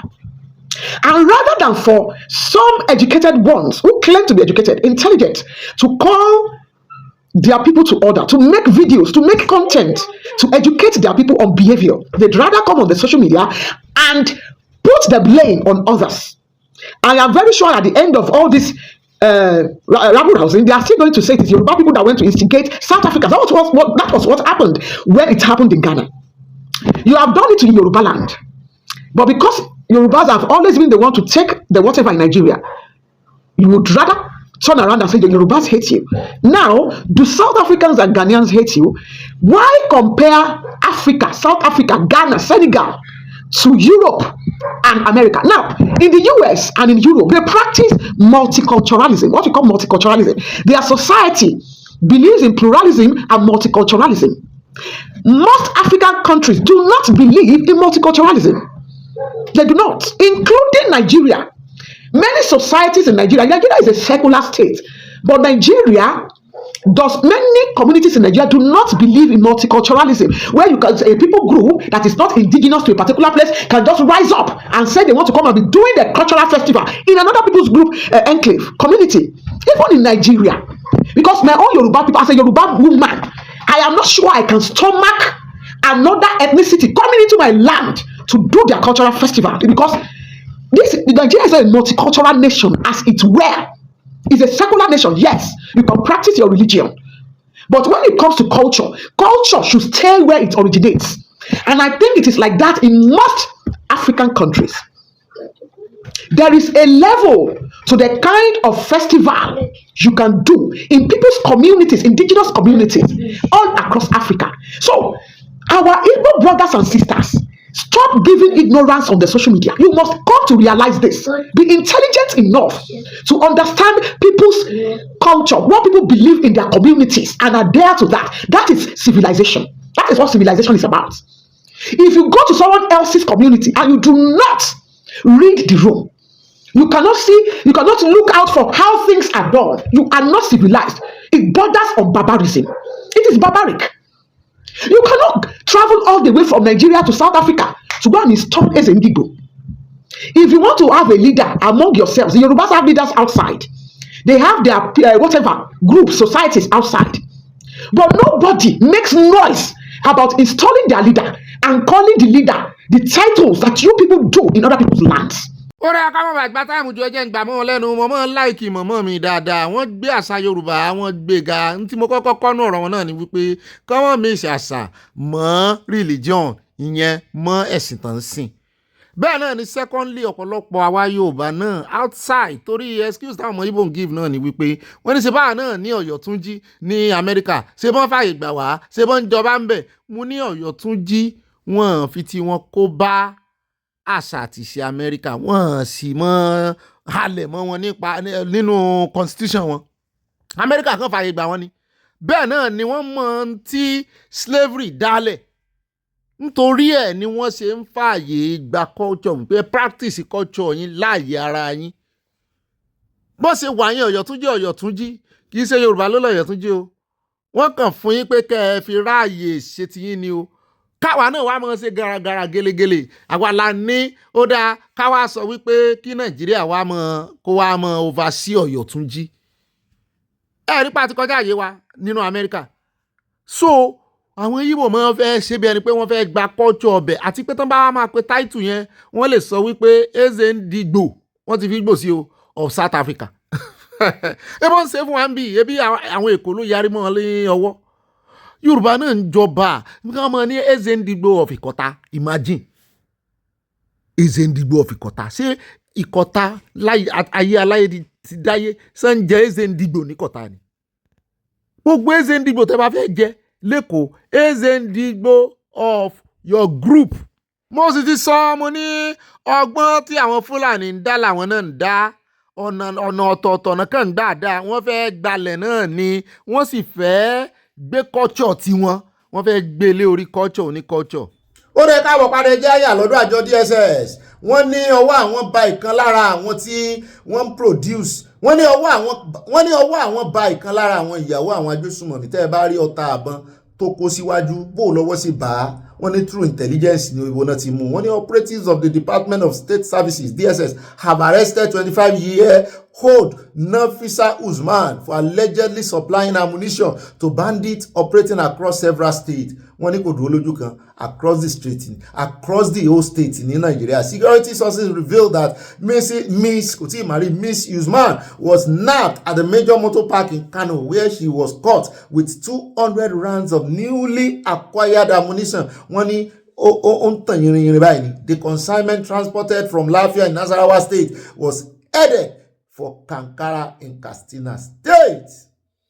Àwọn tó lọ́nà ti lálàáfíà wọn náà fẹ́ lọ kó fún abẹ́rẹ́ ọmọ ká iṣẹ́ rẹ̀ bó ṣe rí abẹ́rẹ́ bí ṣe ń wò ó tún da ìjà àbùbò àwọn tá à ń bá wèrè tí àfa Ismaila onísọ̀nù tá ń pariwo lé a lórí o ṣé mùsùlùmí ló rán àwọn eléyìí iṣẹ́ tá à ń bá wá rí ìmúra rẹ̀ wọ́n ní sọ wípé àwọn mùsùlùmí ní ń pààyàn abẹ́rẹ́ adúrú ọ̀tá tó kó wájú ṣé Quran wọ́n lè ṣe ọ̀tá yìí o wọ́n sì ń lò ó àwa mọ̀ bọ́n wí wọ́n ń borúkọ mùsùlùmí jà àbí kí ni ìmúra rẹ̀ yóò sọ pé mùsùlùmí ni àwa ń pariwo níyan lórí ẹ̀ láǹbá Islam ẹ̀yin gangan lọ́ba yìí jẹ́ nú ẹ̀sìn Islam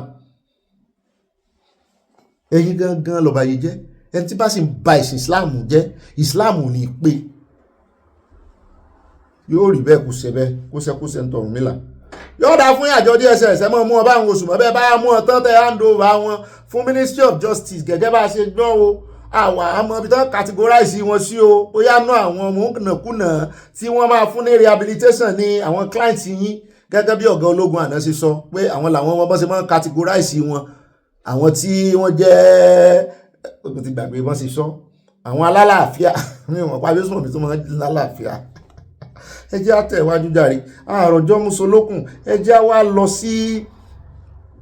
wá lọ sí Sùúrùlérè níbi tá a gbọ́ tán sọ wípé Ọ̀gbẹ́ni Elliot Desmond wọ́n pè ní Elliot Desmond lọ́jọ́ sí wọn lára àwọn ọmọlẹ́gbìmọ̀ asòfin lẹ́kọ̀ọ́ ni wọ́n ló ti ṣe mẹ́ta ó tún wáá fẹ́ gbégbá ẹlẹ́ẹ̀kẹrin òun lórí èsè bíríìjì onígi fún wọn lọ́jọ́ sí tó fẹ́ kànyàn lẹ́sẹ̀ wọn ló fẹ́ gbégbá wọ́n ti rí lọ́jọ́ tí wọ́n ń ṣe ìtùnú àbí kó tó dọjọ́ ìtùnú àwẹ̀ tí ń rè fraternize pẹ̀lú wọn sí bá gbé lórí bíi tí ń rè jẹun tí ń rè túnú pẹ̀lú wọn mo ti mọ̀ pé ó ń bára rẹ̀ ń bólè bọ̀ ni wọ́n ní ló bá tún ní òun fẹ́ gbégbá àdìbò míì the fourth term ìwọ nìkan ló wà ní constituency ó jẹ́ kínní ó jẹ́ kejì ó jẹ́ kẹta kò sì sórúkọ Yorùbá ní òkọ rẹ̀ iṣẹ́ wọn nìkan ni wọ́n bá tún ti yàn ọ́ wọlé ní ìsìn wọn tún rí ọmọ àwọn ará constituency ẹ̀ bá kọ̀ fún wípé kò sí tó jọ o Sùúrùlérè stakeholders àwọn alágbára abẹ àwọn tó nífọ̀n tó lè kánná wọ́n reject Desmond Elliot for the fourth term Lagos Assembly wọ́n ní kó padà sí ìdí kórè wọn ṣeré ìtàgé wọ́n ti mí ìṣẹ̀mbẹ́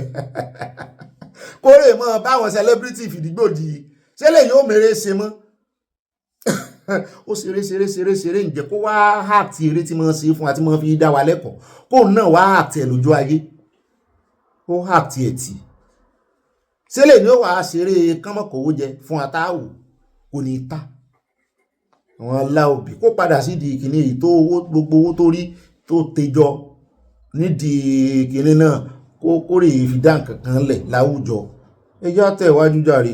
ẹjẹ́ àfẹ́lẹ́ ká fi pẹ̀kun Abala ti Sanawole ẹjẹ́ adé ọ̀dọ̀ Ọ̀gbẹ́ni Trump torí Trump tún ti yarí lórí ọ̀rọ̀ ti Iran à ń bọ̀ lórí yẹn àyàn àfihàn update ṣùgbọ́n ibi tá à ń lọ gangan ní nísìn wọ́n ní ọwọ́ ti ba ọmọ ọdún 45 kan wọ́n ní Massachusetts tí mo gbá èèyàn ará Amẹ́ríkà Massachusetts wọ́n ní ibẹ̀ lè ń gbé pé ọmọ Amẹ́ríkà sì ní wọn àmọ́ bòyó naturalize ni àbí ọmọ Amẹ́ríkà gangan Andrew Emerald ló kọ rẹ̀ wọ́n láwọn agbófinró ti mú nítorí pé ó ń dúnkòkò lájà ó ń dúnkòkò mọ́ olórí ogun tí ò gbọdọ̀ kẹ̀yìn ogun ó ń dúnkòkò mọ́ Trump president wọn l'Amẹ́ríkà lórí agbágbé ló sì ti dúnkòkò pé òun ó pa Trump náà bá ní ó dá àwọn ò ní fi léyìí ṣàwàdà àwọn ò ní fi ṣe é wọ́n ní kì í sì ṣe post kan ló fi post lórí Facebook wọ́n lọ series of Facebook post official announce on Wednesday pé ọwọ́ ti bà wọ́n ti trace ẹ̀ mo ní yóò dáa fún yín àwọn ti Nàìjíríà ní wọ́n sọ wípé nẹ́tíwọ̀kì àwọn ò gbé táwọn ti kìíní ṣùgbọ́n wọ́n ti ń ba àwọn agbésùmọ̀mí orí TikTok náà nísìnyí o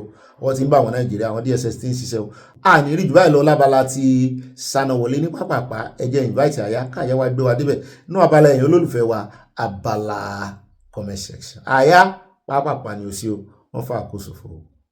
Mo mà tún kí ẹ̀yin olólùfẹ́ káàbọ̀ sínú abala yín abala comment section bá mi orí ọlọ́run raise wọ́n ní obì àwọn àgbà sọ pé ẹni tí ó bá máa jìyà ní Sokoto tí ò bá lówó mọ́tò wọ́n ní ààrẹ ni tó máa yá ìyẹn ní ti bọ̀bọ̀ sójà yẹn ọmọbìnrin yẹn ó sì máa mu most expensive champagne tó bá yá with time orí ọlọ́run raise from Dallas, Texas.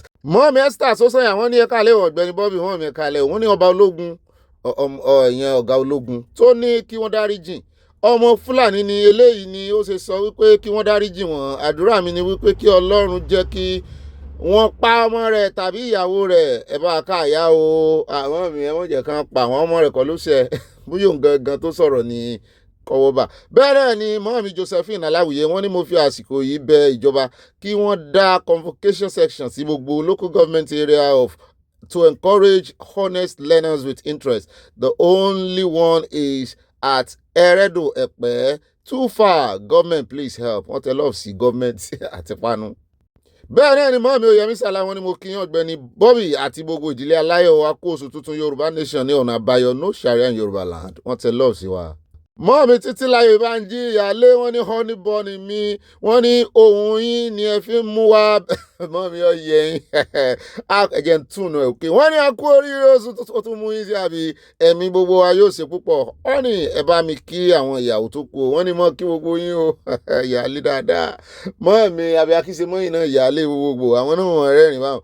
My at Michael Junior wọ́n ní èmi ní Tóyìn ìyá Michael also known as hallelujah wọ́n ní bàbá Tinubu ò tiẹ̀ mọ bí èèyàn kú àti àwọn gómìnà pàápàá níbo lẹ fi 2027 sí nǹkan táwọn rò nìyẹn àwọn tó kú kò kàn wọ́n ilé ayé lẹ́rí yẹn o wọ́n ní ẹni tó kú ní tiẹ̀ gbé bẹ́ẹ̀ náà ni àtìtínà ọláfùsìmọ́ mi ní Obi èyí mà tún gàkẹ́ ní ìlú Nàìjíríà wọ́n dẹ̀ jẹ́ kí arábìnrin yẹn jẹ́ pé ikú bẹ́ẹ̀ yẹn àwọn ènìyàn ò mà ní àánú ènìyàn o àti ìbẹ̀rù Ọlọ́run o Nàìjíríà ò ní ṣẹlẹ̀ sí wa negatively àmì wọ́n tẹ lọ́ọ̀sì àti nǹkan panu. Bẹ́ẹ̀ náà ni at Michael Tóyìn wọ́n tẹ̀síwájú ìyá Michael wọ́n ní sẹ́mọ̀ wípé bàbá Tinubu ò sọ nǹkan kan lórí ọ̀rọ̀ Fúlàní àwọn Fúlàní ti di ọ̀gá àmọ́ olódòdẹ lọ́wọ́ wọ́n ní ẹwo ẹnu ilẹ̀ ẹwo ẹnu ọkọ́ o kò sí ẹni tí ó lè mú gúnmí kò sí alágbára náà àfọlọ́hún wọ́n máa mú báyìí wọ́n ti ẹ wò ó àwọn Fúlàní tẹ́ ní wọ́n ti dọ̀gá yẹn wọ́n ń ké lala lọ́wọ́ bẹ́ẹ̀ náà ni mọ́mí Mary Odùnú ìtìmì nìkan wọ́n ní Bobby mi tòótọ́ ọ̀rọ̀ àwọn ọ̀gá ìkọ́ṣẹ́ bí wọ́n ṣe ń ṣe nìyẹn o ẹrù tí wọ́n máa ń gbà tí wọ́n bá fẹ́ gba òmìnira kò ṣe fẹnu sọ ìyá tí ọmọ rẹ̀ kú Olúwa á dùn nínú wọn ní á pèsè ọmọ tó máa gbẹ̀yìn tí ẹ̀yìn ṣe fún wọn tẹ love sí wa. bá mi Kúnlé Bello wọ́n ní lọ́bílọ́bí Ọ̀gbẹ́ni Bobby Locious ẹ̀ fi sí mo ti bá yín fi sí àti àyà ọkọ̀ ẹlẹ́à ọkọ̀ prophetess wọ́n ní ogun alẹ́ ni mádẹ́yìn ní ti bọ̀dà Fẹ́mi Fani kí Ọlọ́run ṣọ́ wa ń bẹ̀ wà mí wọ́n ní àṣẹ pọ̀ ẹjẹ́ àrọ́dọ̀ bá mi Olúkáyọ̀dé Hamzat ẹ kú ọdún mẹ́jọ wọ́n ní president wa àti gbogbo ẹ̀yin aṣíwájú wa gbogbo eléyìí wa lágbára o Nàìjíríà wa ti di ìlú ẹ̀jẹ̀ ń sàn lójoojúmọ́ ẹ sì dákẹ́ ẹ ò pe àwọn tí ọ̀rọ̀ kàn kí ẹ bá wọn sọ̀rọ̀ tó Ọlọ́run abìyín o yóò bí wọn o. bẹ́ẹ̀ náà ni mọ́mí Ọlápẹ́jú Okos wọ́n ní shame on all those GOs that cannot speak up for the Christian genocide in Nigeria. Yorùbá nation tètè dé o wọ́n náà speak up nínú ìwàásù wọn ṣọ́ọ̀ṣì. mọ́ mi mo dúpẹ́ Táíwò wọ́n ní bọ́bí mi ọ̀wọ̀n mọ́ mi ẹ̀gbọ̀pọ̀ lọ́wọ́ mi wọ́n ní ẹkú iṣẹ́ àtàárọ̀ olúwa pín in lérè àmì láṣẹ ìdùmàrè àwàtúnrà ayé o ọlọ́run ṣeun o bọ́bí mi ọ̀wọ̀n ṣé kí gbogbo àwa ìyàwó yín máa bọ̀ lọ́dọ̀ yín fún Easter Sunday bẹ́ẹ̀ ni ọjọ́ Sunday lọ́jọ́ láti bẹ̀rẹ̀ Easter àádàlúbọ̀lẹ̀ ní o 4 p.m. Nigerian time wọ́n tẹ̀lé ọ̀sì àmọ́ mi mẹ́rin òdùnnú yìí wọ́n ní ẹ̀mí gbogbo wa ájú Sunday lọ àmì ibà múlùdùn àti wọ́n ní ẹ ti gbé nǹkan tí mo mọ̀ jẹ́ dé inú dọ́mú mẹ́ àríyá no end àríyá is unlimited yọ yẹyin wọ́n tẹ̀lé ọ̀sì àti nǹkan panu o yọ yẹyin mọ́ mi kò ní yẹ ẹ̀lẹ̀ God bless you ẹ jẹ́ àpàdé bẹ́ẹ̀ náà ni mọ́ mi Abọ́láńlé Ògúndọ́lá mọ́ mi àyá wọ́n ní òbí àti my loving àyá happy new month to you and yours may the grace of God be sufficient for us all in this month amen life from love nọ̀fẹ̀kọ̀ love from Amadola wọ́n tẹ love rẹpẹtẹ sí a. bẹ́ẹ̀ náà ni mọ́ mi Grace olùṣòótọ́ wọ́n ní mo kí òbí àyá àti gbogbo àwọn ọmọ orílẹ̀-èdè Oòduà àkó ọjọ́ àánú ẹ̀kíní nínú oṣù kẹrin ọdún 2026 ẹ̀mí wa yóò ṣe ọ̀pọ̀ rẹ̀ tọmọtọmọ tìdílé wọn tẹ love sí àmín. wọ́n tẹ̀síwájú wọn ní òbí tèmi nìkan àtàyà mi tó ṣọ happy new month to my loving Bobby and àyà àmọ́ mi mẹ́rin òdùnnú yìí ni o àti ẹ̀yin bàbá àti màmá alábílẹ̀ aláyọ̀ oṣù ayọ̀ ni yóò jẹ́ fún wa ní ìdààmú àmì òmìnira yìí aṣojú ẹ̀mí wa láṣẹ Èdùmàrè Oòduà ní ṣọ́nọ́gò ń bá wọn tẹ love sí àti nǹkan panu. mọ́ mi mo tún ráyọ̀ àríkẹ́ wọ́n ní good evening o Bobby bàbá Bobby happy new month wọ́n tẹ love sí arẹpẹtẹ ọ̀gẹ̀dẹ̀ wà ń bẹ̀ àgbàdo wà ń bẹ̀ mo rí igi ọ̀pẹ mo rí love rẹpẹtẹ. báàmì Adétáyọ̀ Adégẹyìn wọ́n ní òbí wọ́n ní abiyamọ kó ọ̀rọ̀ ọmọ Olódùmarè yóò tù ọ́ nínú o ṣé ọ̀rọ̀ agbésùmọ̀mí yìí kò ní dógun sílẹ̀ báyìí òbí ìbùkún ní fún orílẹ̀-èdè Oòduà from Newark New Jersey USA wọ́n tẹ love sí a. báàmì ọ̀rọ̀ ogun tẹ́ ẹ sọ ẹ bá mọ iye èèyàn tó ti kú àwọn Ukraine àti Russia gan ó ń yálẹ́gbẹ̀ẹ́ nọ́mbà Nàìjíríà àwọn èèyàn tó ti kú ni. bẹ́ẹ̀ náà ni àtìdẹ́rìn Olúsùmàdé wọ́n ní happy new month Ọ̀gbẹ́ni Bobby ẹ bá mi kí àyà náà gbọ́ wọ́n tẹ love sí a o happy new month to you. mọ́mí Stella Ogunwájò wọ́n ní happy new month gbogbo ilé aláyọ̀ ń kí wa o. mọ́mí Dorcas Jallo wọ́n ní everything Nigeria zeros wọ́n tún fi ẹ́ẹ̀sì sí ó gbọ́mọ pọ̀n wọ́n bú sẹ́rìn wọ́n fi Nàìjíríà pa wẹ̀dẹ̀. wọ́n tẹ̀síwájú wọ́n ní àtàǹpàkò ní kátẹ́ òyì tó gbọ́wọ́ sókè yẹn gbọ́gbọ́ lọ́wọ́ ń yọ jorí. bẹ́ẹ̀ náà ni báàmí Fọlọ́runṣọ́ nímọ̀ làwọn ní Ọ̀gbẹ́ni Bobby àfi kí Ọlọ́run fi ìbínú pa àwọn Fúlàní run ní Nàìjíríà àtàwọn agbẹ̀yìngbẹ́bọdé àwọn olórí wọn Yorùbá nation ogoyinba àwọn tẹ love sí àti nǹkan panu. mọ́ mi Fúnmilọ́lá Bello wọ́n ní Ọ̀gbẹ́ni Bobby ọkọ̀ wa ibà alálùbáríkà mú kí gbogbo ìdílé aláyọ̀ pé a kú oṣù tuntun á tù wá lára o á tù wá lára o ìgbà yìí o àsìkò yìí o á tù wá lára o. wọ́n ní ara ló máa sọ́pà gbogbo àwọn agbésùmọ̀mí wọ̀nyí they are heartless people love you Obi I love you too wọ́n tẹ love rẹpẹtẹ sí àwọn akọ́gẹ̀dẹ̀ rẹpẹtẹ sí ẹlẹ́àdá. ibà màámi mo ti dọ́dọ̀ yín wọ́n ní àyà wọ́n ń gba òròmọdìyẹ lọ́wọ́ ikú ó ní wọn kò jẹ́ kóun lọ sí àkìtàn lọ jẹ́ Ọlámilékan if you are unskilled it is not too late to learn a trade orí ti kó ẹ yọ má tún fi ẹ̀mí ara rẹ wéwo àyákùndó sí fà tẹ́ bá mọ iye àwọn èèyàn tó rẹ́dì láti dáwó fún un.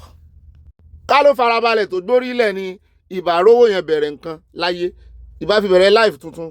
mọ́mí Stella Ogunbàjò wọ́n ní sí ọmọkùnrin sójà yìí kò mọ oore tí Ọlọ́run ṣe fún òun ni Ọlọ́run ré ikú òjijì kúrò lórí rẹ̀ Ọlọ́run gba omijé gbígbóná kúrò lójú ìyá rẹ̀ ìwọ náà ló tún jáde wá bẹ̀bẹ̀ èmi ò dá ọ lẹ́bi o ìwọ ló yé ìdí tó fi ń bẹ̀bẹ̀ o ìwọ ló yé bẹ́ẹ̀ náà ni àti okùn lọ́lá láàmú ní òbí àṣàṣì ń bá ọmọ ológun tí wọ́n dá dúró nínú iṣẹ́ ológun àṣàṣì ló bá tí ó bá ní àwọn aṣíwájú nínú ìdílé wọn nínú ẹbí wọn bí bẹ́ẹ̀ kọ́ tí ò bá ní. bí bẹ́ẹ̀ kọ́ tí wọ́n bá gbà padà ikú ní èrè ẹ̀ṣẹ̀ rẹ̀ o nítorí pé Ọlọ́run ló kó yọ lọ́wọ́ àwọn prodigal sons. àtbámi Abdulrahman Kafi wọ́n ní òótọ́ ni US senator yẹn sọ nípa sharia ní north pẹ̀lú pé ìjọba tí wọ́n encourage ransom payment fún ìgbésùnmọ̀mí. At Agnes Ọ̀ṣọ́adé wọ́n ní Ọ̀gbẹ́ni Bobby ṣé bí mo sọ fún yín pé àwọn ọ̀gá ológun mọ̀ nípa bíi tí àwọn agbésùmọ̀mí ṣe ń pa àwọn ará ìlú o Ọlọ́run á dá yóò rẹ̀jọ́ dá wọn bú sẹ́rìn ayọ̀. bẹ́ẹ̀ náà ni at Ogboabe one bá mi ní ẹ̀ka alẹ́ Sir Bobby bá mi ẹ̀ka alẹ́ ṣé agbára ìjọba ò ká àwọn pípọ̀ wọ̀nyí ni why is government doing like this wọ́n ṣe dọ̀dọ̀dọ̀ see how they are kpain people in Jos Kwara èyí mà ga o ẹ̀kú ètò sà ọlọ́run ní tó o. wọ́n mi Josephine Aláwìyé grandma wọn ní nípa ọ̀gá tailor Nàìjíríà wọ́n ti ṣí ọkàn àwọn ọmọ kúrò wọ́n ń lo àwọn tó ń kọ́ṣẹ́ ní ìlú ẹrú wọ́n ń fọ aṣọ ọ̀gá so sad. mọ́mí Grace olùṣòótọ́ wọn ní lọ́wọ́ àbí jókòó sí ọlọ́run yọ ikú lórí lọ́rùn rẹ àti lórí rẹ̀ náà lọ́wọ́ àbí fìdí mọ́lẹ̀ sí kọ́rọ̀ ẹnu rẹ jẹ́ kí ló dé ojúgbà mi tí fún ẹ ẹ̀bẹ̀ òfowó ló ń bẹ́ẹ̀ ta ló ṣépè fún ẹ náà ó ṣe fún ẹ wọ́n bá wí wọ́n fohùn líle bá wí bẹ́ẹ̀ ni ọmọ téèyàn bá fẹ́ràn lẹ̀ wọ́n bá wí. mọ́mí Florence Alade wọ́n ní òbí àtàyà ó mà ga o ayé ò ní ká wa léyìn ọ̀kan wà mí o iná ọmọ kò ní jó gbogbo wa mí ṣé a ní ìjọba Nàìjíríà báyìí kò sí o ọlọ́run dìde ìjọ níjà èyí súwá Oòduà nation tètè dé o no Sharia in Yorùbá land wọ́n tẹ lọ́ọ̀sì àti nǹkan panu. mọ́mí tó iná rí wọ́n ní BBL rẹ ó fẹ́ẹ̀ tó bẹ́ dànù onídìí ọ̀ràn ẹ̀rí bí ṣe ń gbọ̀n bí omi lògbòlògbò gbogbo àárín ó ti lọ yọ ríìbù ẹ̀ ó ti lọ yọ gbogbo ríìbù wá ṣẹ́kù méjì àbí mélòó náà wọ́n ṣẹ́kù lórí ipò fẹ́ sàmọ́ fìdí gbowó ìdíjẹ́. bẹ́ẹ̀ náà ni mọ́mí Agnes Ọ̀ṣọ́adé wọ́n ní my dearest Bobby your dearest to me too ma wọ́n ní ọmọ onílé mọ̀ nípa àbí ọmọ onílẹ̀ mọ̀ nípa ibi tí àwọn ọmọ yunifásitì Adó Èkìtì ń bẹ́ adìẹ àbí ń gbé adìẹ ń jẹ fún ara wọn gbà tí mo rí NG ó sá fún BE ń bẹ wọ́n ní ń gbé adìẹ ń jẹ fún ara wọn o. owó ẹ̀jẹ̀ ti balẹ̀ ayé jẹ́ wọ́n tẹ love rẹpẹtẹ sí a mọ́mí tó iná rí mo padà sọ̀rọ̀ yìí wọ́n ní this is really heartbreaking only child Tinubu should resign. èyí pọ̀ jù mọ́mí bínú tán. mọ́mí mo súnmọ́lá olúwo tèmi nìkan wọ́n ní ọ̀bẹ ní Bobby tèmi nìkan mo kí gbogbo ìdílé aláyọ̀ yìí pé a kú oṣù tuntun ayọ̀ àti àlàáfíà tá a fi bẹ̀rẹ̀ ayọ̀ náà la máa fi parí o ogun ìpànìyàn ti pọ̀ jù ẹ̀yin alálẹ̀ dìde gba Yorùbá nation yìí fún wa o kọ́lọ̀ ń gbà fún wa o. bá mọ́mí tó iná rí wọ́n ní àṣejẹ oṣólẹ̀ láìfù tiẹ̀ gan ò ta sánsán kò ta lẹ́nu rárá pẹ̀lú ìborùn òṣì kó yá rántí ṣe àṣejẹ yẹn fáwọn ọmọ tiẹ̀ náà o tó bá ti bímọ o tàbí gbogbo òdílé rẹ̀ kán lè jẹ àṣejẹ yẹn kò ní kó nǹkan mọ̀ fi àṣejẹ pawó mọ́ kó kúkú jẹ kó náà kó ń di ṣíṣe àṣejẹ àbí kó kúkú jẹ kó náà lówó. mọ́mí Dorcas wọ́n ń ṣe ìbà Ọlọ́run ẹjẹ́ àjọyìn wọ́n ní fún ìbẹ̀rẹ̀ ọjọ́ kìíní oṣù kẹrin 2026 Jésù ẹ ṣeun o nítorí àánú rẹ dúró títí láéláé torí pé ṣe àánú yìí dúró yá ẹ̀ wọ́n bá ń kọ́ lọ. bẹ́ẹ̀ náà ni wọ́n tẹ̀síwájú wọn bẹ́ẹ̀ ni oyin eyes ó fọ́n ní ọ̀dọ̀ wa náà o kí la máa ti ṣe climate change mọ́ mi fẹ́ bu ni wọ́n Yorùbá aláìṣẹ́ yọ yẹ yín tí mo mọ́ fẹ́ rè climate change climate change mọ́ mi ó yẹ wá gba change tí náà èbó lẹ́ra lọ́wọ́ mi ẹ gba sẹ́ńjì rẹ̀ mọ́ mi tó iná rí wọn ní that's why not everyone cry you listen to that army guy ó fẹ́ lọ kú ni. mọ́ mi Stella Ogunbajo wọn ṣe pọ̀ Oòduà nation going back in God we trust blessed Oòduà nation. mọ́ mi Anansu mọ́ mi gan onípọ̀pọ̀ rè wọ́n ṣe pọ̀ wọ́n tẹ love sí àti nǹkan pa ní Oòduà nation going back. mọ́mí Stella Ogunbajo wọ́n ní ẹkú atótónu Mr London kí ló ṣẹlẹ̀ sí pásítọ̀tì Nàìjíríà sà ẹ jọ̀ọ́ ẹ sọ fún wa àti immigration visa tí ẹ sọ wípé ẹ kò ní níbo ni immigrant visa wà wọ́n bá yín wí bí o minister of immigration.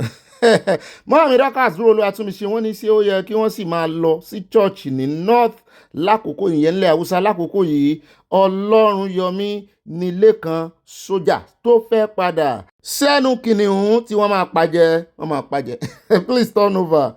mọ́mí Stella Odele wọ́n ní ọ̀bẹ ní Bobby kudos fún yín ẹ kú iṣẹ́ ìlú wa o mo gbé kùndùsì fẹ́ iná mọ́mí wọ́n ní àjíǹde ara yóò máa jẹ́ àmì àtẹ̀yìn náà àti gbogbo wa nǹkan tó ń ṣẹlẹ̀ nílùú wa yìí ó kù díẹ̀ káàtó wọ́n tẹ lọ́ọ̀fù alárànbarà sí mi bó ti jẹ́ pé wọ́n yẹn pé méjì Nàìjíríà náà ń bá wí. bẹ́ẹ̀ náà ni Abíọ́dún òsì náwọ̀ mọ́ mi wọ́n ní Obi àtàyà happy new month to you ànàyà and gbogbo àwa ọmọ ẹgbẹ́ aláyọ̀ àbí ẹgbẹ́ aláyọ̀ àpò oṣù tuntun oṣù ìyàtú alára láṣẹ Ọlọ́run Èdùmàrè àmì wọ́n tẹ lọ́ọ̀fù sí àti nǹkan panu wọ́n bú sẹ́rìn ayọ̀. mọ́mí Dorcas Olúwatúnmiṣe wọ́n ní ṣé Mr Ismaila ń gbọ́ gbogbo rògbòdìyàn alákatakítí nọ́ọ̀tì yìí kí Tinubu wá náwó lónìí yìí sí ilẹ̀ Yorùbá. mọ́mí ò ní kó mọ̀ gbà ilẹ̀ Yorùbá náà ló fẹ́ ná sínú ṣe ń bínú wọ́n ní Ondo State wọ́n ní wọ́n ń fẹ́ seaport yóò from Providence kò sẹ́ni tó máa fún lọ́kọ́ tí ò ní wálẹ̀ jìn sọ́dọ̀ ara rẹ̀ mọ́ mi ọmọ Ondo níyàn àbí wọ́n yà ní Ondo ń fẹ́ airport ó sì yẹ kí Tinubu náà lọ sí seaport òótọ́ ni ó yẹ kán fòǹdó ní seaport àwọn torí omi. Bẹ́ẹ̀ náà ni at Prince Lọ́ládé mi Àṣàkẹ́ wọ́n ní bàbá mi wàláì ẹ ya wèrè gan ẹ̀yin àti àyà ẹ ya wèrè ẹ sáàmù àwa ti Gen Z you always makes me happy nítorí ẹ lè ṣe ní mo ṣe wèrè more power to your elbows àmì àwọn Gen Z náà wọ́n ń lò fúnra wọn alẹ́ ya wèrè gan o wọ́n máa ń bùyà ara wọn náà ẹ sáàmù bùyà mi tẹ́ ẹ bù náà ó tó gẹ́.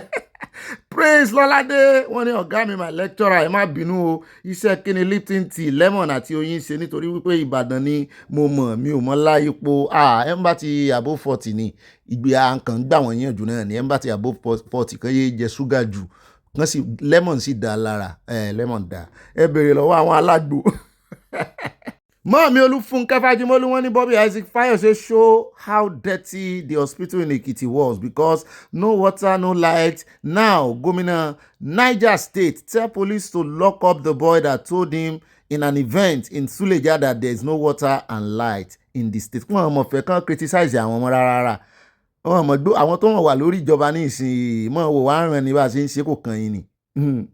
At Tayo Ajayi bá mi ní Ọ̀gbẹ́ni Bobby ojú tì mí fún Nigeria we borrow money from everywhere and no one is even borrowing from Nigeria ó ga o ìyàwó ààrẹ sì sọ o wọ́n ní bí ó bá fi di last year ìparí last year tá a bá fi wọnú ọdún tuntun pé wọ́n wà mọ́ bọ́rù lọ́wọ́ Nigeria ni kò rí bẹ́ẹ̀ o àwọn èèyàn ti gbàgbé ọ̀rọ̀ àǹtí Rẹ̀mí Tinubu ṣé ẹ rántí pa gbé news yẹn last year wọ́n ní tí ó bá fi di yíyá yìí wọ́n ní àbí ìparí first time ọkọ̀ àwọn ọ̀rántí mọ́ wọ́n láwọn àwọn èèyàn wà mọ́ yáwó Nàìjíríà imagine Nàìjíríà tó wá gba Dubai lọ wọ́n rówó yá ń bomi Dubai. Bẹ́ẹ̀ náà ni Mọ́ọ̀mí Olúfúnkẹ́ Fájímọ́lú wọ́n ní thank God VDM ó ti sọ fún gómìnà Bago of Niger State to release the boy and he will come and give water in Suleja àbí tí ò bá lè ṣe kí VDM kó lọ ṣe ọmọ ìlú Ìlóbù ní thyroid lágbájá tí Fúlàní fi tálíọ̀mù pa. Wọ́n ní ìjọba South Africa promise láti deport àwọn ọmọ Ìgbò padà sí Nàìjíríà kàn mọ́ deport wọn àṣejù wọn pọ̀ jù. Bẹ́ẹ̀ náà ni ẹjẹ́ àdọ́dọ̀ Báàmí Adépọ̀jù Adémọ́lá wọn ní aláyọ̀ wà mú jẹ́yìn well done sir I'm still Adépọ̀jù Ọpẹ́yẹmí is because of mistake that's why I use my other name which is Adépọ̀jù Adémọ́lá from Lagos. Okay wọ́n tẹ lọ́ọ̀sì àti nǹkan panu. At Abike Abdulsalam wọ́n ní ó ga o ọlọ́run abáwa tún Nàìjíríà ṣe o. At Adépọ̀jù Adémọ́lá wọ́n ní aláyọ̀ wa ọmọkùnrin kékeré kan ni mí o God bless gbogbo ìdílé aláyọ̀ ẹ̀ ní kéré láíláí ẹ̀ mọ̀ ga sí ni mo like orúkọ tẹ́ fún mi aláyọ̀ wa. Bẹ́ẹ̀ náà ni Mọ́ọ̀mí Mabel Akínbọ̀bọ́lá wọ́n ní ẹni tí wọ́n fẹ́ pa ní Nàìjíríà tó ń fi pẹntiróòlù para ni tí èṣù bá tì wọ́n tí wọ́n bá pa ọmọ bọ́dà mi Tírọ́ǹpù wọ́n á rí irú wàhálà irú èyí tí orílẹ̀-èdè Nàìjíríà ò rí ìranù ni sorry God Almighty will build his wall of fire around every one of us from USA. Ìkìlọ̀ ńlá náà fún Nàìjíríà yẹn àti Debbie Dare wọ́n ní arresting the terrorists is not the solution. Àwọn ológun ti gbàbọ̀dè Boko wà láàrin wọn pàápàá jùlọ àwọn ọ̀gá tó ń pàṣẹ fún wọn ọlọ́pàá ìpínlẹ̀ ológun ìpínlẹ̀ ni yóò yanjú ọ̀rọ̀ yìí ọlọ́pàá ìpínlẹ̀ sọ máa ń ṣe ológun ìpínlẹ̀ náà èmi rò pé ọlọ́pàá nìkan náà wọ́n ṣe ní ìpínlẹ̀ state level àmì ìrò kan máa ń ṣe ológun ìpínlẹ̀ o àfi tí Nàìjíríà bá fẹ́ bẹ̀rẹ̀ ìyún ni ó sì dáa jù wọn gbọ́dọ̀ rí Fúlàní nínú ọmọ ogun ilẹ̀ Yorùbá yóò ti dùn jù torí àwọn ọmọ wèrè wọ́n ti kóra wọn sínú iléeṣẹ́ ológun gan tipẹ́tipẹ́ wọ́n ti mọ̀ pé àwọn ń bọ̀ wá dáràn. Bẹ́ẹ̀ náà ni wọ́n tẹ̀síwájú wọn ní Ọ̀gbẹ́ni Bobby ẹ kú iṣẹ́ takuntakun Ọlọ́run ń kí lára wa o. Ṣé bá ti mọ̀ bá lọ ní àkókò tí ó tó kí oníkálukú dúró ní ààyè wọn o inú Ọlọ́run kò dùn sí ìfẹ̀míṣòfò yìí rárá. At Kemi Mọ́ọ̀mí it's late crying over spilt milk. Immediately they made a tax law. You all should have protested bitterly and if they don't yield, then rise up en masse. Do justice to all of them and families for making your life so miserable. Mọ́ọ̀mí Mabel Akínbọ̀bọ́lá mo ti padà sọ́dọ̀ yìí wọ́n ní Tinubu is better to do the needful. There are many Fulanis in Nigeria army. This just ìpànìyàn ń bẹ̀ wọ́n ní expose. They can't fight themselves. Wọ́n ti gbìmọ̀ pọ̀ láti dojú ìjọba ìlúlẹ̀ USA bẹ́ẹ̀ ni wọ́n fẹ́ bà ìjọba Tinubu jẹ́ Tinubu sì ń wò ta inú ilé ló yẹ kó wò àwọn ọmọ iléeṣẹ́ ológun gan ló yẹ kó mójútó tó bá dojú ìjà kọ wọ́n káwọn dojú ìjà kọ àwọn ará àwọn ẹnìmí ìta. Bẹ́ẹ̀ náà ni ẹ̀mí ọ̀gá ẹlẹ́hà mi tòótọ́ ẹlẹ́hà tèmù wọ́n ní happy new month ẹ̀yin màmá mi àti bàbá mi wọ́n tẹ lọ́ọ̀fù sí yín wọ́n ní oṣù ìyàtọ̀ wà lára o ẹ ṣeun o ìjìnlẹ̀ nínú ìjìnlẹ̀ happy birthday to March celebrant gbogbo ẹ̀yin ọmọ ọlọ́jọ́ òbí nínú oṣù April ló yẹ kẹ́ ẹ kí wọn àti wọnú April we love you all. Bẹ́ẹ̀ náà ni at first us Fatoye great saka great o wọ́n ní aṣẹ́wó ni oníròyìn TVC yẹn kí lẹ rí o ó ń pé pre-14 ní February 14 Valentine Day ló wà ní ọkàn àyà ló wà lókàn àyà rẹ̀ ó ṣe mistake ni bóyá tí ń rò nìyẹn. At Samuel Olúwaṣẹ́gun wọ́n ní Oòduà nation no going back together we move. At Martin Adebowale wọ́n ní what do you mean by surrender? These are terrorists, they should still go through the judicial system. You guys don't have the power to excuse them and call it corridor. Wọ́n ní agbára yẹn wọ́n sì agbára lónìí. Iba Mami wọ́n ní àyà it's time for Olodo to step on toes. This operation on safe corridor àbí tán pè safe was Fulani agenda by Caliphate and Buhari to ensure escape of captured Fulani terrorists. Abolish it. Let justice prevail. Please. Ṣé kò yẹ kí Tinubu náà gbé tiẹ̀ jáde kó cancel operation safe yẹn kó sì ṣe mí pé operation no rehabilitation for any Boko Haram. Àtọ́lábọ̀dé Ọlájúwọ̀n wọ́n ní education 0 Nigeria service 0. Mọ́mí Alhaja Modina Solomon wọ́n ní subhanallah yeah. Wọ́n ní wọ́n pa his only child. Ọlọ́run bá wa rọ̀ wọ́n lójú o Ọlọ́run jọ̀ọ́ ó ṣàánú obìnrin yìí o. At Unique Baby Girl wọ́n ní happy new month to everyone on the platform we shall live to see many more lágbára Ọlọ́run àṣẹ Ìdùmarè wọ́n tẹ love sí a. Mọ́mí Janet Adégbẹ̀dẹ wọ́n ní Ọ̀gbẹ́ni Bobby ọmọ tó gbá ski mọ́mí ẹ̀ ṣeun mọ́mí tó gbá skiki. Wọ́n ní àwọn ìjọba ìbánikẹ́dùn kò ní bá wa kẹ́dùn àmì o ẹ bá wa gbé ohùn sókè pé kí wọ́n gbé ìgbésẹ̀ lórí ikú lọ́tún lósì o wọ́n ti sún wa kan ògiri o. Mọ́mí Adésọlá Ọládèjì wọ́n ní Nàìjíríà ìparun ni ẹ̀ ń wá Nàìjíríà wọ́n ní Nàìjíríà ó parun ẹ̀yin olórí Nàìjíríà fẹ́ parun ẹ̀ sì parun mọ́mí ìparun ló bá dé fún wọn inú ń bí mọ́mí láti bí ìjẹta wọ́n bínú ni. At peace for all beings act wọ́n tẹ love sí amẹ́ta lọ́kan Ọlọ́run bàbá Ọlọ́run ọmọ Ọlọ́run ẹ̀mí mímọ́. At Sarah Kúforíjì wọ́n pè wọ́n lórúkọ wọn àwọn olórí àti àwọn agbésùnmọ̀mí wọ́n láwọn wèrè. At Sade okay wọ́n ní Ọ̀gbẹ́ni Bobby stop screaming pé mò ń pariwo sí ilé tí ẹ yí lẹ̀ ginger tèmi nìyẹn o style oníkálukú ọ̀tọ̀ọ̀tọ̀. Bẹ́ẹ̀ náà ni Ibà Màámi wọ́n ní àyà prophet elbuba sọ̀rọ̀ ọmọ akin o ó kánjú abẹ́ǹkó Adébáyọ̀ SDP ti jẹ́ kí a mọ̀ pé government knows the terrorists and the godfathers hold Ayatollah Gumi El-Rufai Karu Baraje Balabauchi and that ends it. Òótọ́ ni àwọn gbòǹgbò wọn gangan nìyẹn kan wù tìdítìdí.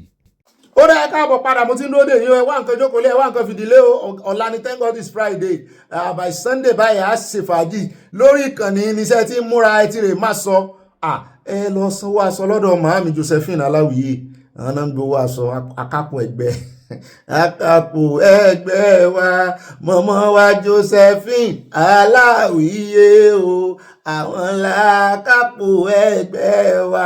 Ó dá o ẹjá tẹ̀wájú nínú ìròyìn tòní ẹ wá nǹkan fìdílé ẹ jókòó dáadáa comfortably kẹ́ ẹ wá nǹkan tẹ́ mọ̀ fi sọ̀rọ̀ àjìjẹ́ wá nǹkan panu bá mi kan ní bí mi wípé kí ni ìwúlò lifting tea kéèyàn bá gé lemon sí àti honey ẹ kọ́kọ́ tọ̀ wò náà. Wọ́n nínú ìtọ́wò làwọn ọmọ dídùn ọbẹ̀ ẹ kọ́kọ́ tọ̀ wò ìmọ̀ sara lórí gbogbo ẹni tó bá ti wà above 40 kó mọ̀ lo ṣúgà mọ́ kó mọ̀ lo honey kó sì mọ̀ gé lemon sí kó lè fi balance ó dá ẹ tí wọ́n nǹkan jókòó lé ẹ tí wọ́n nǹkan fìdílé ẹ wá lifting tea níbi tó ti dá olówó ń fadoro kẹ́ ẹ ṣe mo ṣe ní kẹ́ ẹ ṣéhùn kẹ́ ẹ mọ́ fi sọ̀rọ̀ àjìjà kẹ́ ẹ mọ́ fi ti ìròyìn sọ̀hún kí wọ́n á mọ́ gbé yín níbẹ̀ bọ́ bá dilẹ̀ báyìí ẹ̀ bá yọ ó bá dénú yín condition mẹ́ta náà ní terms and condition bọ́ bá dilẹ̀ báyìí ẹ̀ bá yọ ó wá dénú yín ẹ bá fi ránṣẹ́ fáwọn olólùfẹ́ yín ẹ bá fi ránṣẹ́ pápá mọ̀ndódé yín bẹ́ẹ̀ náà ni ìmọ̀ràn yín ṣe kókó kó mọ̀ ju 55 lines lọ nú abala àti comment section káàyà lè rí nǹkan lò alákọ̀ọ́kọ́ nú ìròyìn wa tòní tá àkọ́kọ́ fẹ́ lójú ẹ jẹ́ a bẹ̀rẹ̀ ní orí ọ̀rọ̀ ti Wike àti Bàlá níbi tí Wike ti ń fohùn ránṣẹ́ sí Bàlá wọ́n ní Wike bá gáhùn sókè ló bá ń tú àṣírí Bàlá mú ní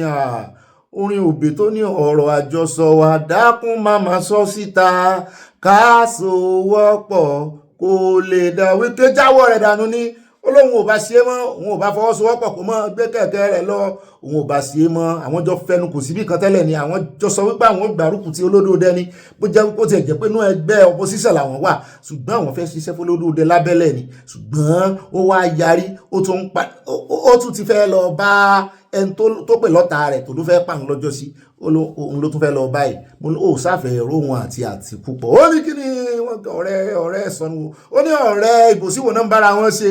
Ó ní ẹ wá gbọ́rọ̀ táwọn jọ sọ ní bàbá ní kọ̀kọ̀ bí táwọn fọ̀rọ̀ sí, ẹ bá ń tẹ̀ sí. He came to me and he said, look, can we shield this convention? I said, why? He said, all of us can work together. I said, fine. Remember that the court said the convention should not hold. Remember, you disobeyed court order. And you went ahead of it, even before them. You said about the elders committee that came up to say, look, let's stop this convention. Let's set up the caretaker committee. You refused. You went ahead of the convention. Fine. You went back to the Federal High Court in Ibadan to validate the convention. And the Federal High Court said, how can you come to us to validate when you have disobeyed our order, our judgment that says do not hold a convention? You are not coming back to us. It's an insult. We will not give you. That convention will not stand. And therefore recognize the caretaker committee to be the ones to run the affairs of the party pending when the convention will be held. Now the caretaker committee has now come up to say, okay, look, our convention will hold. And you are not coming to tell me, let us not hold a convention. We are not lawbreakers. We listen and we obey the law, look at the judgment of the court. Then you now say, look, okay, can they have some position? I said, what kind of position would you want to have? He said, can we give you a secretary? I said, look, you're a conquered person. And you're looking for a big elephant. Why not stoop to? You already conquered, you lost. You're talking from a weak point and you want to demand secretary. That is not done. We will not do that. But I can say, it's not about me. If you come to the convention or tell your people to buy the nomination form, then before the convention, we can sit and say, okay, let's consider this and let's consider. But not for you to come to say, give us secretary. It's not going to happen. And you know to do, okay, let him go back and meet his people and come and do. That was the end of it. But luckily, if you heard what he said, he has tried. That he has now seen that even the APC does not want him. Even the PDP does not want him again. So the only alternative he has to go to ADC. But this was the same man, and I want Nigerians to hear. In 2022-2023, when the president emerged as the presidential candidate of APC, this same Bala Mohammed, no shame, no character, flew down to Port Harcourt to meet me that, look, we have to work for Aswadi Bola Ahmed Tinubu, that he can never work with Atiku. It didn't take 4 days. The same man who came to Riomi has now moved to the same Atiku. Even this meeting he came to meet me, he found that you know that Atiku hates him, that he will never. That's why we should make sure that since he cannot go to APC, let us be the PDP. I agree. The same man now has also moved to the same Atiku's party. What kind of character? This is what I've always said. They don't even know that Nigerians are watching them. He tells you one thing today, we said one thing in the morning. In the afternoon, he says a different thing. In the night, he says a different thing. So, Bala, we are very happy that you've told Nigerians whom you are, that you're never stable. And this is why people cannot deal with you. You are looking for which platform will give you, because why is also angry? We have dissolved the structure in Bauchi and held a Congress that produced a new leadership, and he knows he cannot get through. So he has no choice. I know his brother from the Amara area will also join them. But that's not the point. The point is that we, for now, we are the leading opposition party, and we have no regrets. But it will continue to be like that. Òun náà lẹ ti gbọ́ lẹ́nu Wike yẹn, ó ta sí Ṣèyí Mákindé nínú ọ̀rọ̀ rẹ̀ náà, bó ti jẹ́ wípé Bàlà ló ń bá wí pé Ṣèyí náà tó join wọn nínú ẹgbẹ́ ADC. Ó ní brọ́dà rẹ̀ Alámọ̀là, àwọn èèyàn bá kẹ́nubó Wike wípé kó gbé ògbẹ́nu ẹ̀ sọ́hùn, pé kò mọ̀ wípé ìbú ara ló fi ń bú ìran Yorùbá, àti wípé ọ̀gá rẹ̀ tó jẹ́ Yorùbá ló ń dọ́gbọ́n sọ̀rọ̀ sí, ó sì ṣe èébú tí àwọn Sowore àǹkó àtàwọn opposition tí wọ́n fi ń bú Olódòdẹ àti àwọn èèyàn wọn nìyẹn. Láìpẹ́ yìí wọ́n fi bú Sunday Igboho náà wípé àmàlà politics. Ṣé ìyún wa ló yẹ kí Wike náà lò tó fi ń bú Ṣèyí Mákindé wípé a jẹ́ wípé ọ̀tá ní gbogbo wọn sí ìran Yorùbá? Ẹ gbọ́, sáà jàmàlà lóòótọ́ ni. Ká fi ewédú sí ká jẹ́ níṣẹ́jú wọn, yìí ṣe èbó ara oúnjẹ wa ni. Wọ́n bá sì ní politics Alámọ̀là náà là ń play. Ká play ẹ̀ fún wọn dáadáa, ìbò náà la fi ń so lórí wọn ní ìsìn tó fi mú àwọn Fúlàní tó fi ń ké yàhùn. Ọmọ Yorùbá mélòó látìgbà tá a ti wá ń ṣe politics ló ti mọ̀ play irú politics báyìí tó mú wọn ké.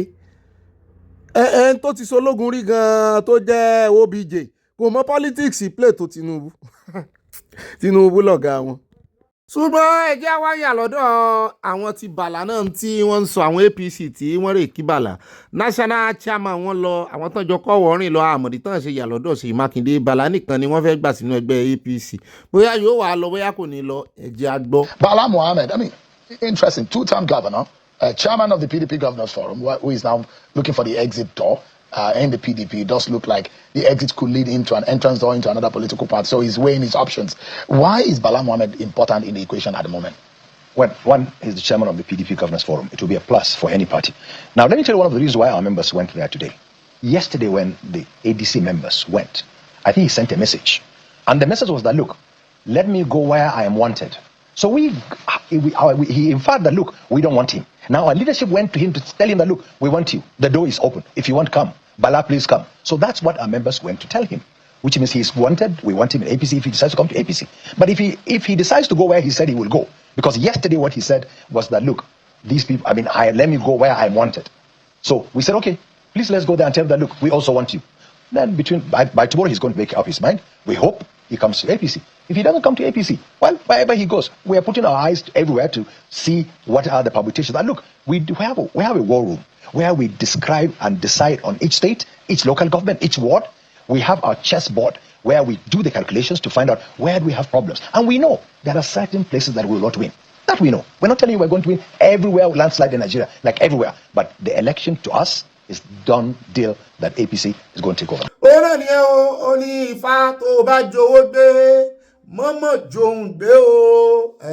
Ifá Ògúndábèjì ló dá fún Bàlá ọ̀rẹ́ mo ní àfihàn pàwọ̀ ẹ̀dẹ̀ àti wẹ́dẹ̀wẹ̀dẹ̀ inú bí wíkẹ́ bàbá ti wá kó ń bẹ̀ tán ká tó lọ sí ọ̀dọ̀ ti inú ti ADC ẹ jẹ́ àkọ́kọ́ yà lé ẹjọ́ níbi tá a ti ń gbọ́ tán sọ wípé Emefiele's trial ìgbẹ́jọ́ rẹ̀ ibi tó dádé dúró wọ́n ní redesign naira notes tó dá wàhálà alẹ́ lọ́jọ́ sí táwọn èèyàn ò rí náírà náà tán kó pamọ́ ààrẹ olódòdó náà wọ́n pariwo lé wọn lórí ìgbà náà torí ìgbà náà ní campaign tán rí náírà wọ́n ní that redesign naira note pé locally làwọn print yẹ àwọn òkú lọ ìlú èbó owó pé wọ́n print yẹ nílùú òyìnbó lẹ́kọ̀ọ́tù ni wọ́n ní kì í ṣe yẹn nìkan wọ́n ní yàtọ̀ sí yẹn wọ́n ní design mẹ́ta specimen mẹ́ta náà lọ present fún Buhari olóògbé Buhari wọ́n ní ṣùgbọ́n ilé tí Buhari tick wọ́n ló ń kọ́ náà ṣe wọ́n ní Buhari ló sọ fún wọn pé kán print yẹn locally o kán wọ́n gbé lọ ìlú òyìnbó wọ́n ní ṣùgbọ́n kì í ṣe specimen sample tí Buhari mú náà print wọ́n ní the Economic and Financial Crimes Commission EFCC charged a former governor of the Central Bank of Nigeria, Godwin Emefiele, with disobedience to the direction of law and illegal acts causing injury to the public. Mr. Enaya was cross-examined by the counsel for Mr. Emefiele, Olalekan Ojo San, asked to confirm that Exhibit 1 N1 was the extrajudicial statement of the managing director, Nigerian Security Printing and Minting Company, another money that I believe one print you, Ahmed Alilu. One of the witness answered in the affirmative and added that he, Alilu, was invited to shed light on the subject matter of the charge. Torí onlo jegaba oni ọ̀gá wọn ní NSPMC Nigeria Security Printing and Minting Company. When he said that Mr. Alilu stated that NSPMC commenced and eventually produced the redesigned naira notes locally.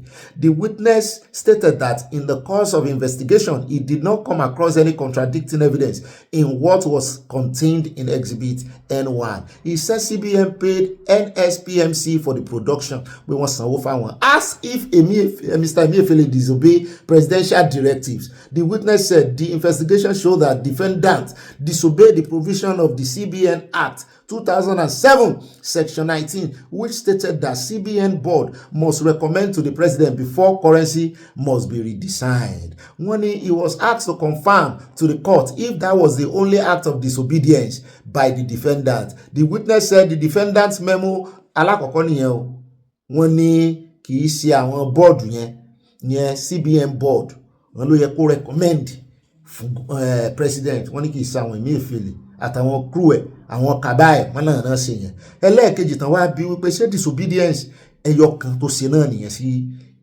Constitution Nigeria. The witness said the defendant's memo to the president had 3 samples of new notes attached. The defendant, in his 11-page memo to the president, attached 3 samples or sketches of the notes to be changed and and President approved the design and said it should be produced locally, the witness said. He, however, added that investigation showed that what was produced later was different from the redesign. President approval. Ọ̀tọ̀ ló gbé fún president. Ẹ wá ti approve ẹ̀ tán. Ẹ wá kó ńbẹ̀, ẹ wá lọ sí design tí. Mr. Ojo asked the witness to confirm the company that designed the old note, which later was redesigned. Mr. Ojo asked the witness to confirm when the witness told the court that it was De La Rue of United Kingdom. He stated further that Mr. Alilu said NSPMC was not the company that designed the currency even before the redesigned note. Asked if he obtained statement from the Committee of Governors or Board of Directors of CBN, he answered in affirmative, but no. Lọ́rọ̀ kan wọ́n ní ẹ̀sùn kan pa ẹ̀sùn jẹ lórí ẹ̀sùn Emefiele ní òun ni yóò fi iná rẹ̀ wọ́n kóná mọ́ ni iná tí ó wọ̀ wọ́n kóná mọ́ dáadáa ní àti ẹ̀rọ ọmọ Ìgbò kankan kó gbèjà rẹ̀. Imagine kéèyàn lọ recommend wípé a fẹ́ print owó ní owó Nàìjíríà, legal tender Nàìjíríà tó máa ní security nú. Oye lè tán mú lọ bóyá paper ni ìtàn print polymer orí nylon náà bá print owó yín sí. So last ṣá ṣé kì í bẹ́ láàrin. Ó ra níbẹ̀ ẹja tẹ̀wájú ẹja wá dé ibi Òṣogbo níbi tí a ti gbọ́ pé àjọ CAN wọ́n ti sọ̀mọ́ pásítọ̀ tó ń rè gbé òrìṣà olóòṣà mi tó lò máa gbé òòṣà jẹ́ pé wọ́n ti ibi tó òòṣà ti wà ń bẹ̀. The Christian Association of Nigeria, Osun State Chapter, has invited one pastor, Ezekiel, a clergy in charge of a church in Osun State, who allegedly led some people to invade Osun Grove, where shrines were allegedly desecrated. The Osun CAN chairman, Pastor John Adeleke, who spoke with Iroyin Sọ̀rọ̀, ó ti confirm pé àwọn ti invite. Adeleke, however, said Ezekiel has not responded to the invitation and wọ́n ti rí, adding that the association was working hard to escalate tension and prevent religious disharmony. Àwọn ò fẹ́ kí ó dájọ́ ẹ̀sìn lẹ́ o. He also said that Ezekiel did not inform or take permission from the association before embarking on the trip. Àwọn ò mọ̀ sí o, ó dá lọ ní Ọ̀yọ́ ló wà o. Ó dá lọ ní o. He urged those displeased to keep calm and remain law-abiding. That is what we need in our state presently in Àlàáfíà, and that is why the Excellency Governor Adeleke called for the peaceful meeting. Pé Adeleke ló pe àwọn fún ìpàdé alálàáfíà. So there is nothing that we should allow that should cause such a problem among us. So let us be calm and let's maintain peace and order. Meanwhile, wọ́n ní láàfin ọba Olójúdó Aláyémọrẹ of Ìdó Ọ̀ṣun ọba Ọláyínká Jókòtọ́lá wọn náà ṣe bẹ̀bẹ̀ wípé ní abẹ́ àkàtà àwọn wọ́n ní wọ́n ti pa láṣẹ wípé kán rèé ti ṣọ́ọ̀ṣì ẹ̀ pa pé kán sì provide pastor yẹn fáwọn wípé inú community àwọn ní church yẹn wà. A statement signed by the Esa of Ido Osun, Chief Basiru Oyewale, obtained in Osogbo on Wednesday, alleged that Ezekiel had refused to honor the invitation of the palace. Wọ́n ní ó ń sorí gbélúgbélú bí orí ilé gbélégbé, ó ń forí gbálẹ̀, wọ́n ní yóò sì forí gbá ògiri. Wọ́n ní having refused to show up despite invitation pé àwọn tó lọ sí church yẹ pé wọ́n ní òsì lé. So everybody should keep calm and let us work in harmony. Wọ́n ní ìdí rẹ̀ tí wọ́n ṣe gbé ìgbésẹ̀ wíwé kan ti ṣọ́ọ̀ṣì ẹ̀ pa àwọn òfin tó máa dá ogun ẹ̀sìn sílẹ̀ o. Wọ́n ní nítorí ẹ̀ wọ́n ní kí oníkálukú kan máa ṣe ẹ̀sìn wọn nírọ̀wọ́rọ̀sẹ̀ kí kan mọ́gun kan o. Ojú ọ̀run tẹ̀yẹ fò láì fapá kanra wọn. Bẹ́ẹ̀ ni látúnbẹ́ wọ́n ní the leadership of àwọn olórí ìṣẹ̀ṣe wọ́n ní Ọ̀ṣun State wọ́n ti competition lòdì sí ní Ọ̀ṣun State Police Command demanding a probe into the invasion of the Ọ̀ṣun Òṣogbo Grove. Bóyá wọ́n lè fẹ̀sùn kàn kó fẹ́ rí ìjìgbé nígbà tó lọ ń pariwo pé ó gbé mi wọ́n lè fẹ̀sùn kàn kó fẹ́ rí ìjì òòṣà yẹn gbé ó dolè mọ́ lọ́wọ́ ni. However, in a bid to de-escalate tension over the matter, the Osun State government had met with representatives of the traditionalists and the church involved in the crisis. Wọ́n sáà ní wọ́n ti pa iná rògbòdìyàn yẹn wípé kò sí wàhálà mọ́ wípé ká má escalate ẹ̀ mọ́ o. Eléyìí mo ní ó dá ẹ fi fà wọ́n létí bàbá tún rẹ́ lómi tó fẹ́ gbérú gbèsè tó bá rí bí àwọn oníṣẹ̀ṣe ṣe mú lọ́kùnkúndùn òun náà ní gbérú gbèsè bẹ́ẹ̀ mọ́. Ó dá nílẹ̀ ẹja wá dé ọ̀dọ̀ ìkànnì àwọn congressman wọn ní USA níbi tí ó ti ń wọ̀nù tí ó ń kìlọ̀ fún ìjọba Nàìjíríà. United States Congressman Riley Moore has warned that the United States may take a direct role pé àwọn lè tójú bọ ọ̀rọ̀ yìí directly o láì gbàṣẹ lọ́wọ́ ìjọba, àwọn làwọn mú president àwọn so lọ́jọ́ sí o. Àwọn ò ní báyìí ṣe ní ọ̀rọ̀ pé ìjọba àwọn jọ ń fọwọ́sowọ́pọ̀, àwọn fún yín ní gbèdéke time. Ó wá ń jọ bí ẹni wípé ẹ̀ ń fà wọ́n pàṣáyó. Wọ́n ní speaking in an interview with Newsmax on Wednesday, Bantesi Alimole Lohun, More said a report is submitted to the White House last month outlined concrete actions to address what he described as escalating violence against Christians in Nigeria. This report that we presented to the White House was in pursuant to the president asking myself and Chairman Tom Cole to investigate this Christian persecution and what I have been calling a genocide in Nigeria, he said. More tó ṣe wá sí Nigeria láìpẹ́ ìyẹn ní last year. Ó sọ ó ní they witnessed the situation first hand, pé òun fojú òun rí kòròkòrò, kì í ṣe pé lọ wò wá. Only we went there. I saw it with my own eyes, the tragedy and horror that's unfolding there. He cited recent attacks, including a Palm Sunday incident and another at a Christian wedding. Christian wedding.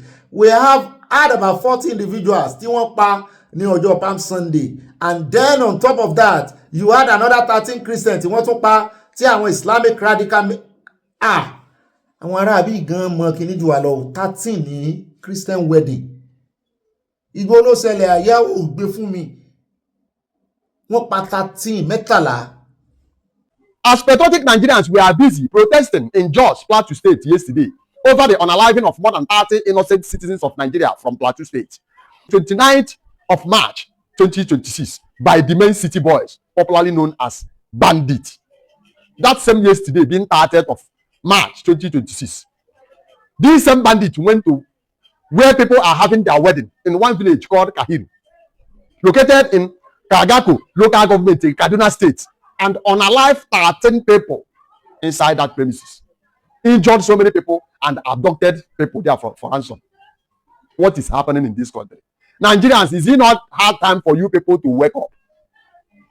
Look at your government. Look at your politicians. All of them are walking around giving you gifts and you are collecting, while people are being unalived on daily basis. It will get to your turn. Oh. You see this thing, it will get to your turn. Keep collecting rice, keep collecting small money and whatever gift you think you are collecting. It will soon get to your time. We are now talking about African mentality. Now it's Nigerian mentality, because I have never seen people who reason like Nigerians. I have never, since I was born, I have never seen people who reason like Nigerians. You joke with everything. Whatever thing that come on board, you will use sentiment and whatever and follow it. These people we are talking about are people like you. They are people's brother, people's father, people's mother, people's children. They are busy looking for a way they gather for you to collect rice and whatever. Shame unto you people. I'm ashamed of you people called Nigerians. I'm ashamed of you people. You people don't have shame. Wọ́n pa 13 mẹ́tàlá níbi tó ti ṣe wedding ìgbéyàwó Christian.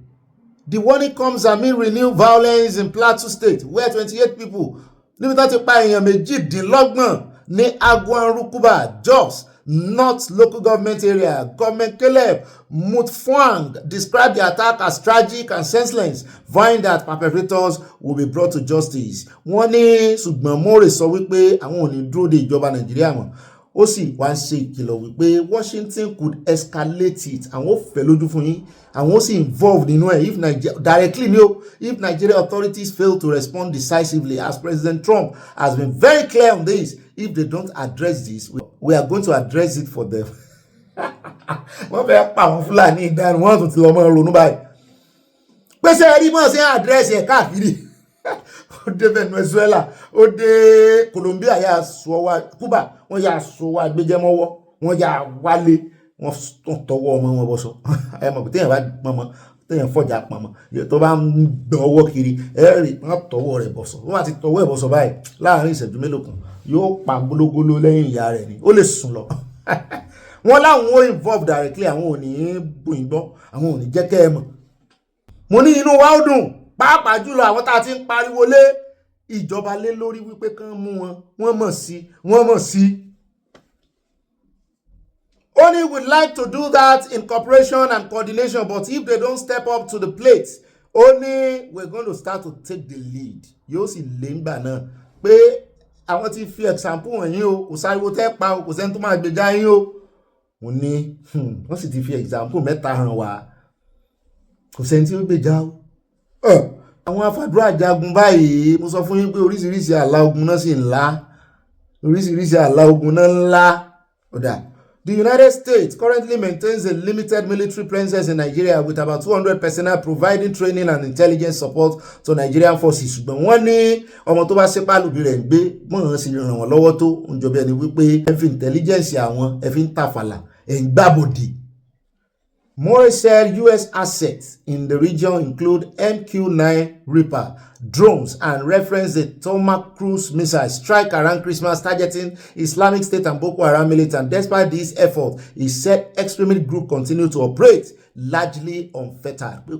Bí ẹni pé kò tiẹ̀ sí ìdádúró kò sẹ́ni tó dá wọn lọ́wọ́ kọ́ kò sẹ́ni tó dá wọn dúró wọ́n kàn pààyàn lọ. The Nigerian government has been trying to make some steps towards this, but they are not doing it fast enough. Things aren't happening quick enough, and these things keep happening, he said, adding something's got to give ear.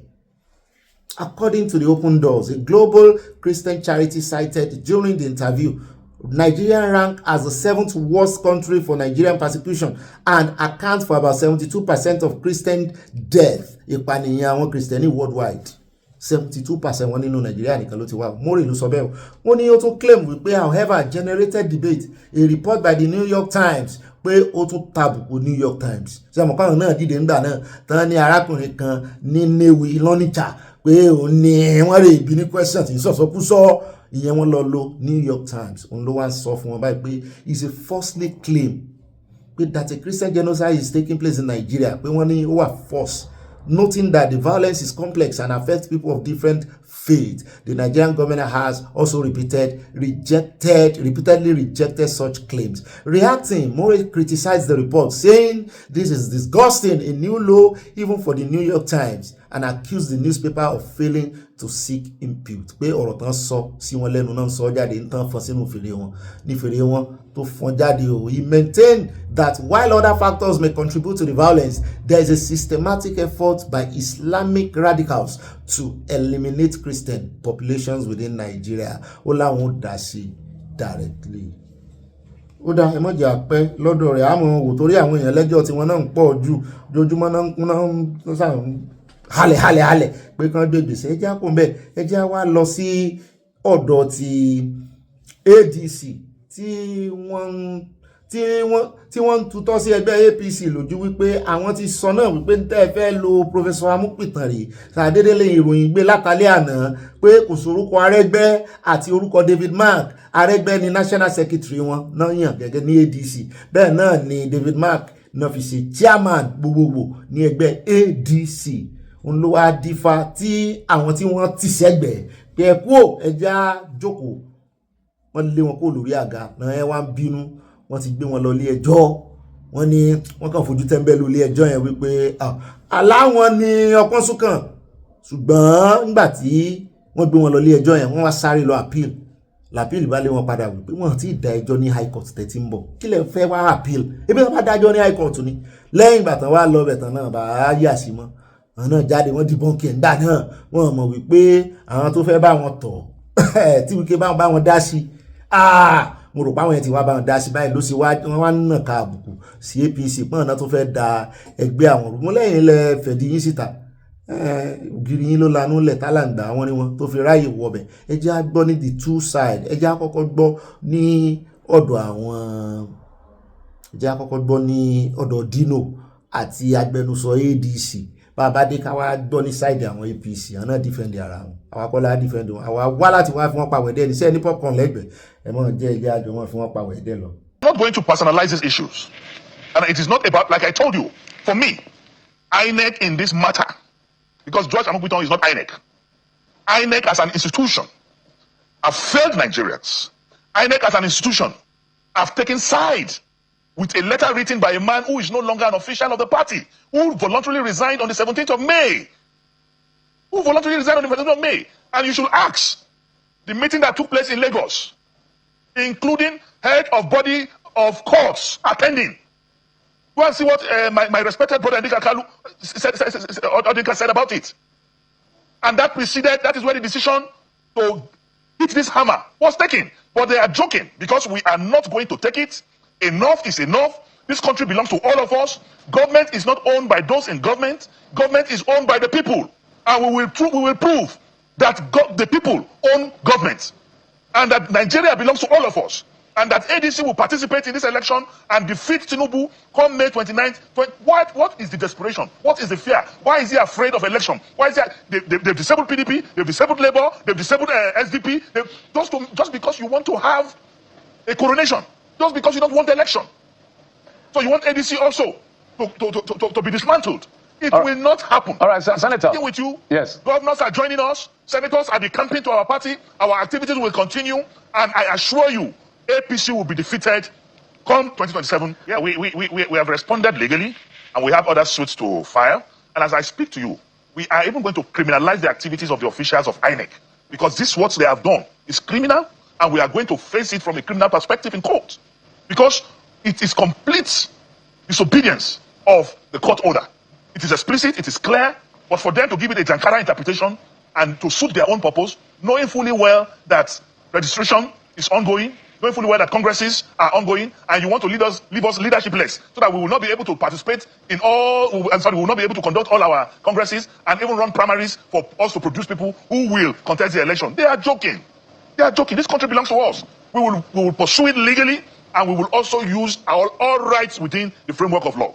We will not accept it. ṣùgbọ́n àwọn èèyàn ti ń sọ wípé bí gbogbo èèyàn bá ń sọ̀rọ̀ ẹ mọ̀ dá bọ́dà onítọ́ì tí òun ojú kó mọ̀ fi tọ́ì hàn àwọn èèyàn mọ́tò àti gbogbo ohun tí ń fowó rà vanity upon vanity pé bí ṣe máa ń wá tí ó wàá jánu nìyẹn pé òun gbádùn ayé tiẹ̀ ẹjẹ́ wá dọ́dọ̀ agbẹnusọ ẹgbẹ́ ADC wọ́n ní irú àwọn tẹ́ ẹ bá gbọ́rọ̀ lẹ́nu wọn báyìí wọ́n ní irú wọn ní kẹ́ ẹ kà sí ẹ mọ̀ ká ọ̀rọ̀ dínà sí.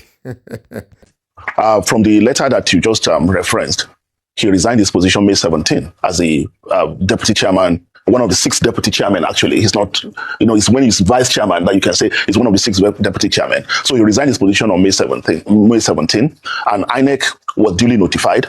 And on August 12, 2025, INEC received a notice. So INEC knows that as at May 12, 2025, Nafi Gombe was no longer an official of the African Democratic Congress. Now, that's a different matter entirely. We'll come back to it.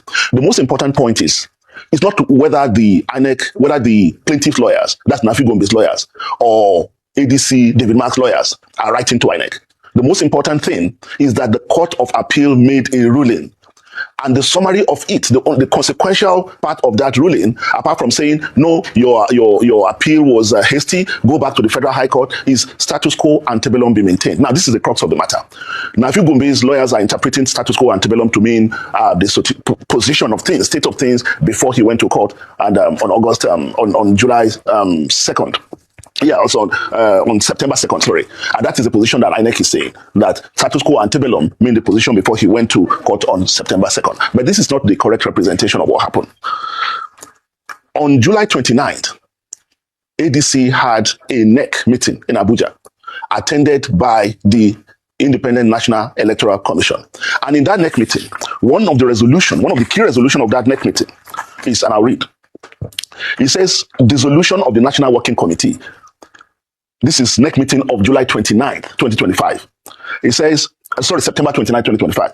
It said the current National Working Committee be dissolved with immediate effect, and that the already ratified caretaker committee, that's David Mark and Raouf, shall henceforth assume full responsibility for overseeing the affairs of the party pending the next national convention. This is a decision of the National Executive Committee of the party, duly attended by INEC. And it was on the basis of that INEC recognized the leadership of David Mark and uploaded it on their website.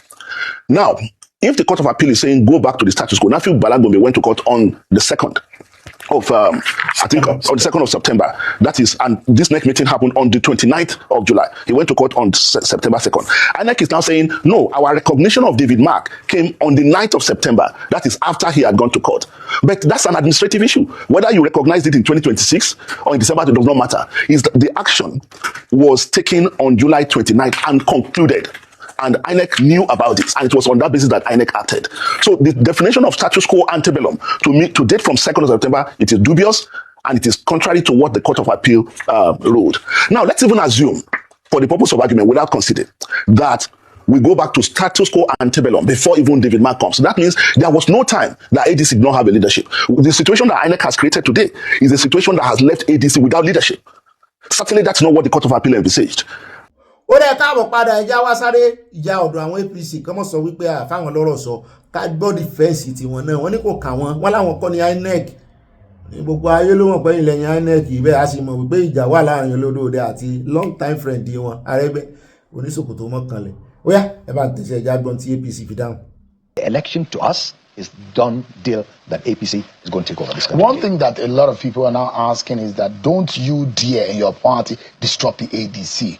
You've disrupted and you've decimated your opposition enough. Leave the ADC alone, except if you want only Bola Tinubu and the APC on the ballot. And that would be disastrous, don't you think, for our democracy? Shaun, I take exception to you or anybody who thinks that we are stopping them. No. One day, here I said it, we will put sand inside their gari. That's exactly what we're doing. We're not disrupting them. The way they put sand inside our gari, I told you. That is the sand. Yeah. Because they also put sand inside our gari. As you are putting the sand, our democracy, there's sand in our democracy. No. But and they started with, they took away some members of our party. They started taking the big wigs from us. We should not sit down and allow them take everybody away. So that's exactly what it is. But it's destroying our democracy, don't you think? No, I don't think so. Now, if anybody is serious about opposition, please stay in opposition or oppose us. Because we want viable opposition. We want people to oppose us so that we can get, this country can get better. Tí àyìn náà ń gbọ́ bá rí ẹ̀dá mi lóògùn nù máa fọ́ lẹ́yìn wọ́n ní àwọn méjì náà jọ ní gàrí àwọn méjì náà sì ní àwọn jọ ní yẹ̀pẹ̀ wọ́n ti lọ ra sand yẹ̀pẹ̀ tán fi ń kọ́lé mo nírú sand wo lẹ́ra ṣé soft sand ni àbí yẹ̀pẹ̀ ṣáká wọ́n wá ń da gàrí sínú yẹ̀pẹ̀ wọ́n ń da yẹ̀pẹ̀ sínú gàrí ara wọn ọmọ Nàìjíríà ló ń forí ikọ̀ torí wọ́n ti sọ pé ibi tí ẹni méjì bá ti ń jà ó kó bẹ̀ ní ó jìyà rẹ̀ ó ṣe ti wá rí báyìí wọ́n sọ wípé àwọn ò lọ́wọ́ ń bẹ̀ ṣùgbọ́n nínú ọ̀rọ̀ bàbá yìí torí kò sí time ni ó sọ ó ní ṣé àwọn ní INEC ni ó láwọn iṣẹ́ INEC ó ní ọ̀tọ̀ INEC ọ̀tọ̀ lẹ́gbẹ́ APC ṣùgbọ́n gbogbo alámọ̀ n tó so wọ́n pọ̀ náà ni ó tún wọn ká. Confusion break bóònù oyè pa ọ̀dà double wàhálà for everybody na the owner of everybody ẹja lọ sọ́dọ̀ àwọn tó máa bá wa tan ìmọ́lẹ̀ sí mistake tí ẹgbẹ́ méjèèjì ṣe ẹgbẹ́ ADC àtàwọn faction wọn àtẹni tí ó ti kọ lẹ́tà resignation àti àwọn tó yẹ kó lọ ilé ẹjọ́ tí wọ́n tètè lọ. ó dá àwọn ẹja wa mú neutral person míì wá tí ó bá wa dá sí ó gbogbo àwọn méjèèjì wì ó náà méjèèjì ló ní lọ́wọ́ ṣùgbọ́n ti ADC ló pọ̀ jù àwọn náà wòra wọn ràn pé APC náà sì rè kí ló kàn wọ́n àti wípé ṣé tí INEC náà ṣe dáa ẹjẹ́ àgbọ̀ lẹ́nu neutral person òní ó bá wa George yẹ. From this perspective you've raised, I would say that all parties here are to be, blamed. Mm-hmm.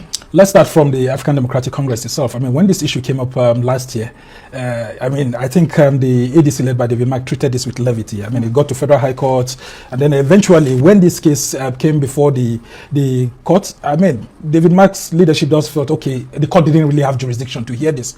And then instead of allowing the process to actually go on, they quickly just rushed to the Court of Appeal to go and talk about the ex parte order. And in that ex parte motion that was brought before the Court of Appeal, the Court of Appeal then ruled on March 12th and said, look, this court, go back to that same court, let this issue be determined. And they lost. Yeah. But they took it with levity, and you will just wonder why that could be. Maybe they just felt, okay, it wasn't so strong enough and all of that. What's the bone of contention here? Nafi Balagombe, who used to be the national vice chairman of the ADC, then he's still claiming his position is still trite, saying that, look, Raf Okenwosu, who handed over the party to the David Mark leadership, they all resigned. The claim was that all executive at the national level resigned so that the David Mark-led National Working Committee will come on board. Yeah. But he's claiming that he did not sign any resignation letter, that they should provide the resignation letter. And I thought that the David Mark-led National Working Committee would ask Raf Nwosu, who handed over the party to them, to provide that evidence of, Nafi Balagombe, yes, doing that. And if that was not available, immediately he could have gone to, have a gentleman agreement with him and all of that. But they allowed this to go on. And then that, judgment on the motion, not the substantive case, came by the Court of Appeal on March 12th. And some orders were given by that same Court of Appeal. Let both parties remain neutral while the Federal High Court goes into the substantive case and then determine. Okay. So then this judgment on that motion was delivered March 12th. What was INEC waiting since March 12th? Because INEC is beginning to look like it's partisan. Why is it now that the ADC is beginning to look like it's gathering strength that INEC is suddenly waking up? Calculate from March 12th to April 1. Right. I mean, so at what point is INEC trying to make us look like, okay, they were naive about it, or they were still trying to consult? How long does it take to consult? And now, like Dr. Sam Mamadi has said, if you look at the case of Labour Party, you see clearly there that even when there was a court order on Labour Party, Julius Abure's name was there for so long, For a very long time. including when eventually journalists like us talked to INEC and said, why is this man's name still here? They will eventually then go ahead and remove Julius Abure's name, but they left Julius Abure's phone number right there. And we're beginning to question the neutrality of INEC. And this is what Nigerians are beginning to say. Look, if you're not claiming that you want to be neutral to all parties, you should have done that immediately. Between then and now, ADC wouldn't have gone ahead to fix its congresses and fix its convention. Does INEC know where ADC is getting its funding from? APC may be having its funding because it has members in government. But these are opposition parties. Within the economy that we are operating right now, people have set in motion congresses, convention, and you just come from nowhere and you say, look, you are now obeying this judgment. People should remain, you will become neutral. Then people are beginning to read meanings into the system. Right. And like you said, people are beginning to think, is there going to be election in 2027? Or there are subterranean moves to ensure that opposition political parties do not field candidates, which is dangerous to democracy itself. ó dá àwọn ẹjẹ́ àwọn asáré fẹlẹ́ sí lẹ́yìn tí Relemore ló yẹ kí n ti sọ níbi tá a ti gbọ́ pé ààrẹ olódòdẹ náà gbéra wọn lọ sógun state ṣùgbọ́n wọ́n ti pa ọkàn wọn padà wọ́n ti láwọn ò lọ mọ́ wípé àwọn òkùnkùn fìyẹn kàn sí wọn ní ibi tán ti pa àwọn èèyàn ní Plateau wípé ó di dandan káwọn débẹ̀ àwọn àmọ́ bóyá wọ́n máa dé village yẹn gangan àbí wọ́n máa dúró ní capital bó sì ṣe lọ́jọ́ sí ní Yewata àti ìmọ̀ ṣùgbọ́n wọ́n ti ní kí àwọn ará Ògùn mọ́ bínú o àwọn ọmọ wa àwọn ò dájọ́ mi sí àwọn ò wà lọ́jọ́ mi pé kàn kọ́kọ́ rí ìbọn kẹ́dùn náà múlẹ̀ mọ̀jú kẹ́ mọ́ bá wọn kẹ́dùn lọ wọ́n sàti yà ń bẹ́ o wọ́n ní wọ́n fẹ́ lọ inaugurate airport ní tẹ́lẹ̀ ṣùgbọ́n ìbànújẹ́ dorí àgbàkodò àwọn ò lè mọ́ inaugurate airport níbi tí ẹ̀mí àwọn èèyàn ti sùn lọ rẹpẹtẹ pé ẹ bá wọn jọ́ọ̀jì ẹ mo ní àwọn ará Ògùn state náà kan rè shift ọjọ́ Nàìjíríà ní nǹkan tí mọ́ ṣẹlẹ̀ lápá àbí kan tó jẹ́ wípé wọn ní ìbọn kẹ́dùn wọ́n mọ̀ bára àta kẹ́dùn ààrẹ olódòdẹ sá ti change route wọ́n ti gba kìíní lọ ẹjá wáyà lọ́dọ̀ wọ́n ti gba Plateau lọ ẹjá wáyà lọ́dọ̀ àwọn family àwọn tí wọ́n fẹ̀sùn kàn pé wọ́n fẹ́ dìtẹ̀ gbàjọba wọ́n protest àwọn ọmọ wọn náà wà ń bẹ̀ wọ́n láwọn ò rí dádì àwọn ìyàwó wọn náà wà ń bẹ̀ pé ẹ bá ti yanjú wọn ẹ sọ fáwọn èyí náà lẹ jáde lọ́jọ́ sí tẹ ní ọ̀rọ̀ wọn ẹ̀sùn tẹ́ fi kàn wọ́n kò ní nǹkan kan ṣe pẹ̀lú ìdìtẹ̀gbàjọba kí ló wá dé tẹ́ yí bírí kò tó tẹ́ wá ń sọ wípé wọ́n dìtẹ̀gbàjọba ní ìsìn àwọn míì sí ọkọ àwọn ọmọ àwọn náà sì míì sí bàbá wọn ẹ bá ń tẹ̀sí ẹjẹ́ àwòsí lọ protest wọn. Silence. It's extremely traumatizing because these were people that we had normal conversations with, were extremely normal. We didn't see any strange or fishy moves. Next thing you detain, you go and just pick the person up, and then you say you are alleging he understand he committed this he was part of this school, and then he committed this grievous crime of treason. And up to now we've been saying fine, if they know they are guilty, just charge them to court, make it open, let them see, let them be able to speak for themselves. They said they have the evidences too. We the family we have our evidences too. They tender their evidences in an open trial. We tender our evidences to counter, because at the end of the day it's supposed to be something that is fair. It's not like the regime is against anybody. They should just ensure this trial is done and is done openly. We need justice for our husbands, justice for our daddies and our brothers. They have been there for 5 to 6 months. No calls, no messages, nothing. Government did not say anything up to now. Life has not been the same. It's not been easy with us. We are suffering. Our children are starving.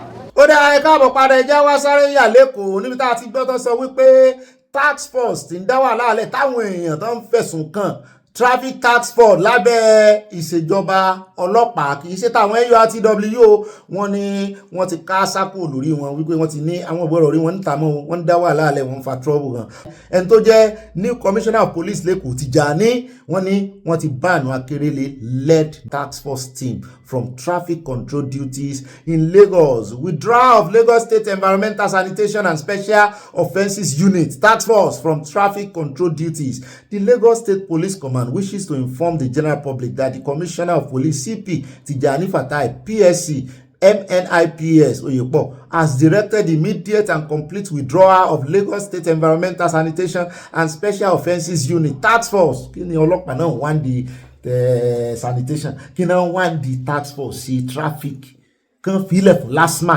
kan fi sanitation lẹ̀ fún àwọn kí ló kọ àwọn yẹn tó máa wọ green yẹn sì gbàgbé ọkọ wọn kan fi ilẹ̀ fáwọn yẹn ilẹ̀ wọn bẹ̀ wọ́n bá sì gbé èèyàn bẹ́ẹ̀ bá fẹ́ ṣe traffic ẹ jẹ́ káwọn yellow fever ṣé yellow fever tiẹ̀ sì wà Nàìjíríà mọ́ Only this directive is part of ongoing efforts to streamline traffic management, operations, and ensure professionalism, accountability, and clarity in the discharge of duties. It is important to note that while the unit has been withdrawn from traffic-related responsibilities, all other assigned duties and operational mandates of the unit remain fully enforced. Pé àwọn òfin rí wọn lójú títì ìyókù tán fún wọn iṣẹ́ responsibility for one common senior. The command also wishes to enlighten members of the public that the Lagos State Environmental Sanitation and Special Offences Unit is not the only task force operating within Lagos. Yo, pé tẹ́ bá sì ń ra àwọn ọlọ́pàá títí o, pé ẹ kàn bí wọ́n tó bá ti jọ́rọ̀ sanitation náà fẹ́ mú yín sí tán fẹ́ harass yín sí tàbí ti offense ojú títì pé ẹ mọ́ gbà fún wọn. Ṣùgbọ́n wọ́n ní àwọn unit míì wà o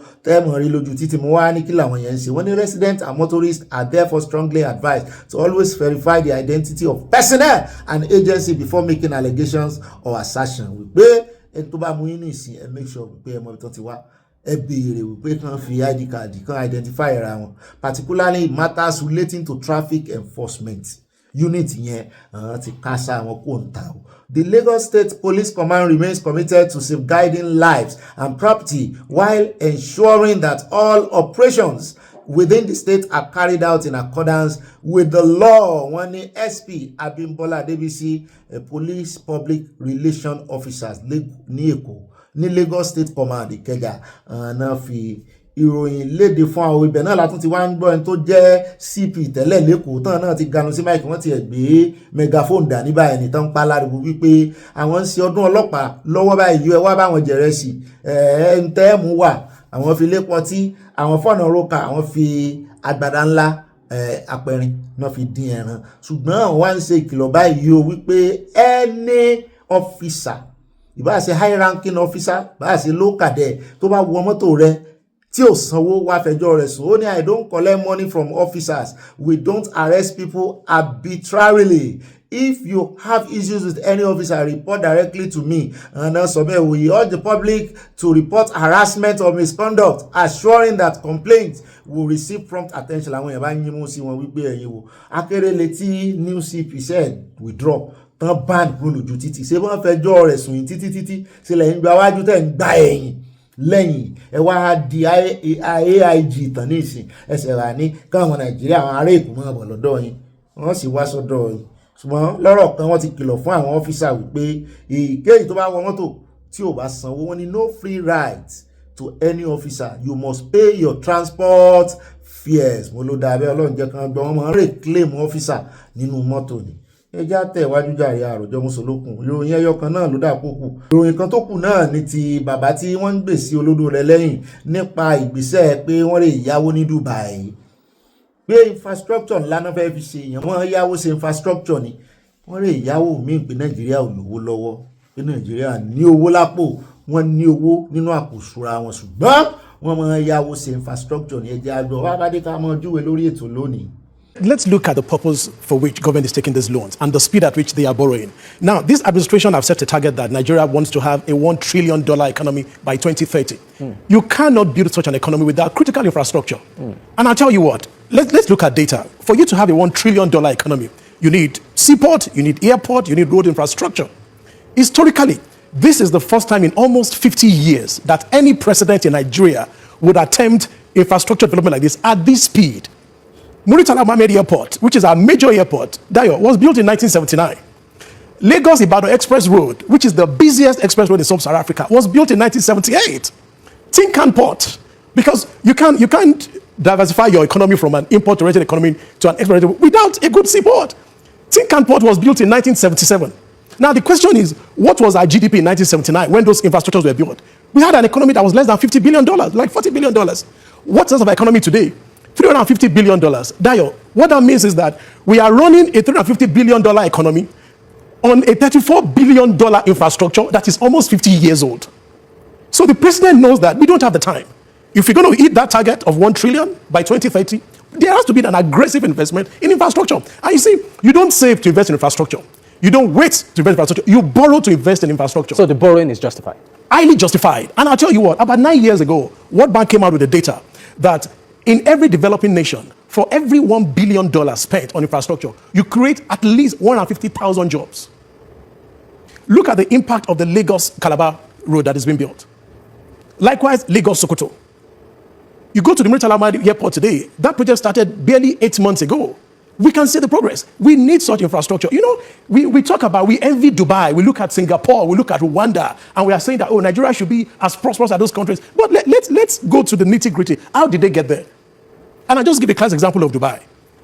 In 1977, when the then ruler of Dubai, who is the father of the current ruler, when he began to build the Jebel Ali port, which is the largest man-made port in the world, they thought he was crazy. Because then Dubai was desert. And they were wondering, why are you spending billions of dollars to create a seaport in a place where there was even no water? But that infrastructure became a game changer for Dubai. Today, that is the busiest hub in the entire Middle East. So if anybody is criticizing, say, why are they borrowing? The question should be, what are they borrowing the money for? All right. kódà ọ̀nà lẹ́sìn gbọ́n yẹn o sọ̀rọ̀ wọn confuse yín àbò confuse yín ṣùgbọ́n ọmọ wa kan ti advice olódo dẹ̀ mo sì tẹ̀lé advice wọn àìsẹ̀kọ́ndì mo sàn níbi tó ti ń sọ wípé owó tẹ́ ẹ bá yá ẹ sáwà fi ṣe nǹkan sí ilẹ̀ Yorùbá Nàìjíríà ni ó san gbogbo owó yẹn lápapọ̀ kì í ṣe Yorùbá ni ó san ṣùgbọ́n ẹ wá fi ṣe nǹkan sílẹ̀ Yorùbá mo ló dáa bẹ́ẹ̀ yóò yá kó nìyẹn ẹlẹ́ ọgbọ́n ńlá nù ṣùgbọ́n wá ń fi àsìkò yìí tún bẹ olódo dẹ̀ à ń rawọ́ ẹ̀bẹ̀ sí wọn wípé kán tètè ṣe tán ṣe o kán tètè gbà fọlọ́hun kọ́lọ́hun lò wọ́n lórí òmìnira ti Yorùbá o kán tètè o gbogbo ohun tó bá fẹ́ dálẹ̀ gbogbo ohun tó bá fẹ́ gbà kán tètè gbà gbogbo àjẹmọ́nú tí ó jẹ ti ọmọ Yorùbá nítorí ọ̀tá pọ̀ ju enemy lọ fún wọn o àní rí báyìí lọ́nà ìròyìn tòní ẹ ṣeun ṣeun o tẹ̀ tún wá ìyàwó aráàyè ẹjá wá rí ìbá ìyanu abala ń bára yìí kó gbé wa débẹ̀ ẹ bá a pín ẹ mọ̀ bá a fi ṣọwọ́ sáwọn olólùfẹ́ yẹn mọ́ gbàgbé o àlùjò ń bọ̀ lọ́jọ́ Sunday 4 p.m. Nigeria time I see tomorrow by God's grace ire láàfin pàdé lọ́la.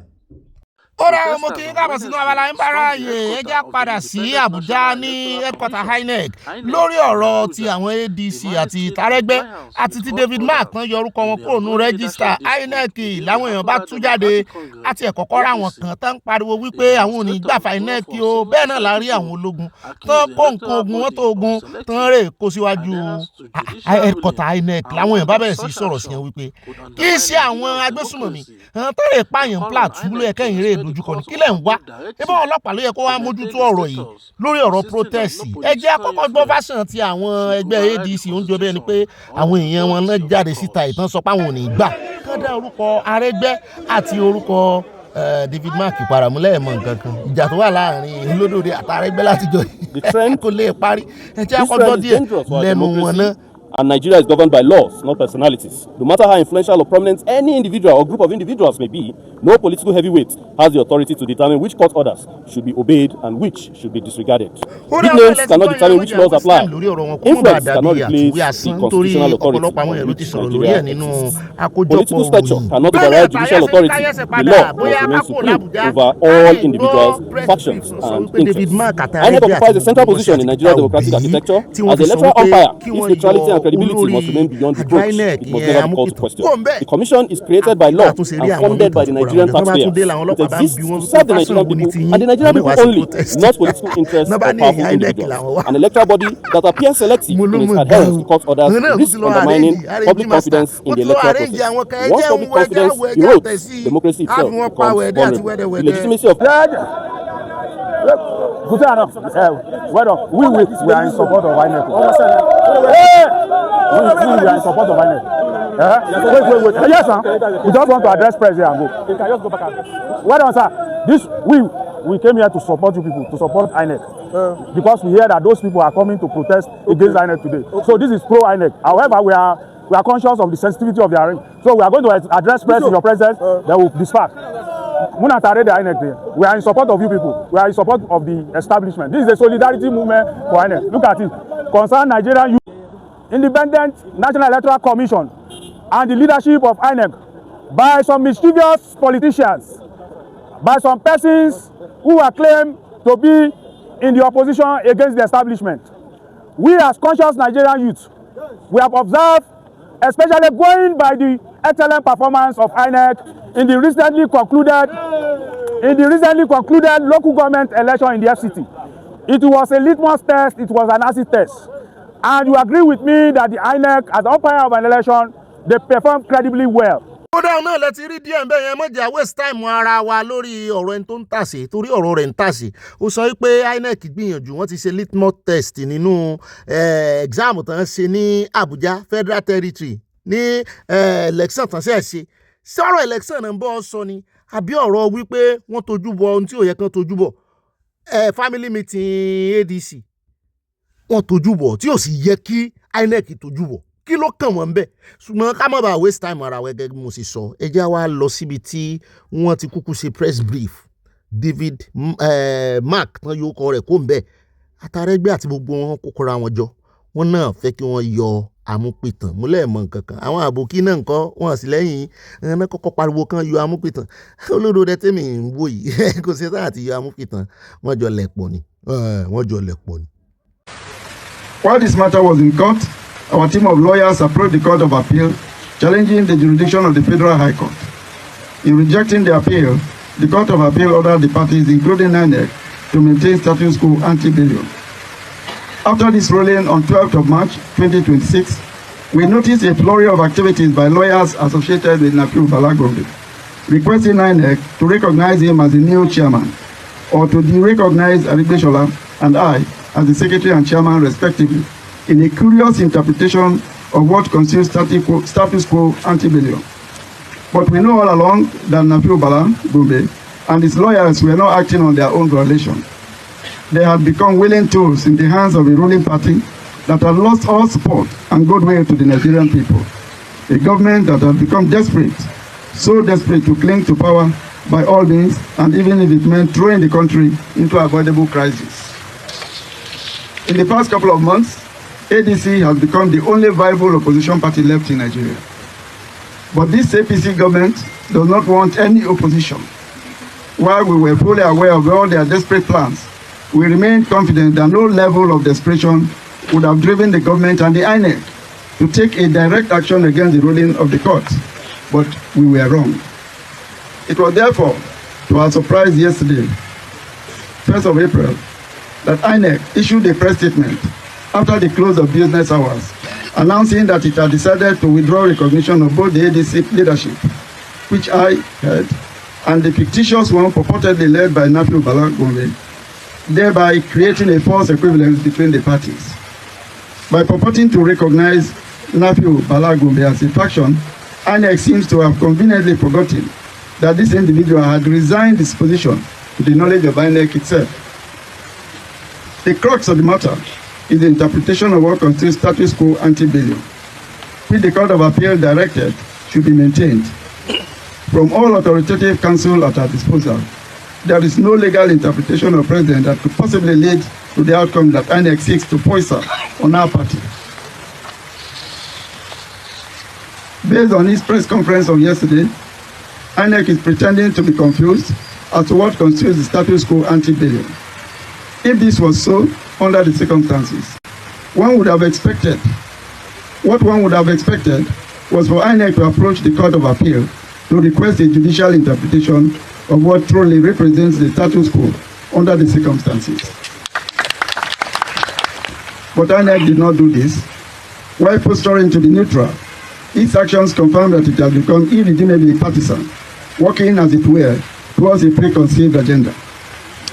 With this action, this INEC has left no one in doubt that it has chosen the path of dishonor and has become complicit in undermining Nigerian democracy. It therefore can no longer be trusted. What we say in essence is this: INEC cannot choose to fix the status quo from the day it took the administrative action to uphold the names of the new ADC members on its website. Because INEC does not have the power to determine for any political party who its leaders should be. That decision was taken on July 29th, 2025, not on September 9th. With its press conference yesterday, INEC has invented a status quo that never existed, because there was no time that the African Democratic Congress, ADC, did not have a fully constituted leadership. What INEC has done is to create a situation that by its own curious logic leaves the ADC without leadership. This certainly cannot be the status quo that the Court of Appeal directed should be preserved. It is an INEC invention that is not known to any Nigerian law. There is only one conclusion that Nigerians can draw from the 1st of April 2026 action taken by INEC. The electoral umpire has taken sides. It can no longer be trusted. As a matter of fact, INEC has acted in contempt of the Court of Appeal and has therefore acted unlawfully. My fellow Democrats, very distinguished ladies and gentlemen, it is not the ADC that is under attack. It is a direct assault on Nigerian democracy and the right of Nigerians to choose, to participate, and to exercise their rights as free citizens. We have witnessed how the APC-led federal government has undermined, compromised, and coerced other opposition political parties. The ADC has risen as the last bastion between Nigerian democracy and full-blown dictatorship. And this is what worries them. What is now unfolding is a concerted effort to dismantle that last bulwark. If we allow this to happen, it could signal the end of our democracy as we know it today. If we yield to it, we would have become complicit by our inaction. We therefore hold it a duty to our democracy and to the Nigerian people to say no. Right now, I speak to Nigerians at home and in diaspora. I also speak directly to President Bola Ahmed Tinubu. With 90% of the National Assembly and over 30% of Nigeria's 36 governors in the APC, President Bola Ahmed Tinubu, what are you afraid of?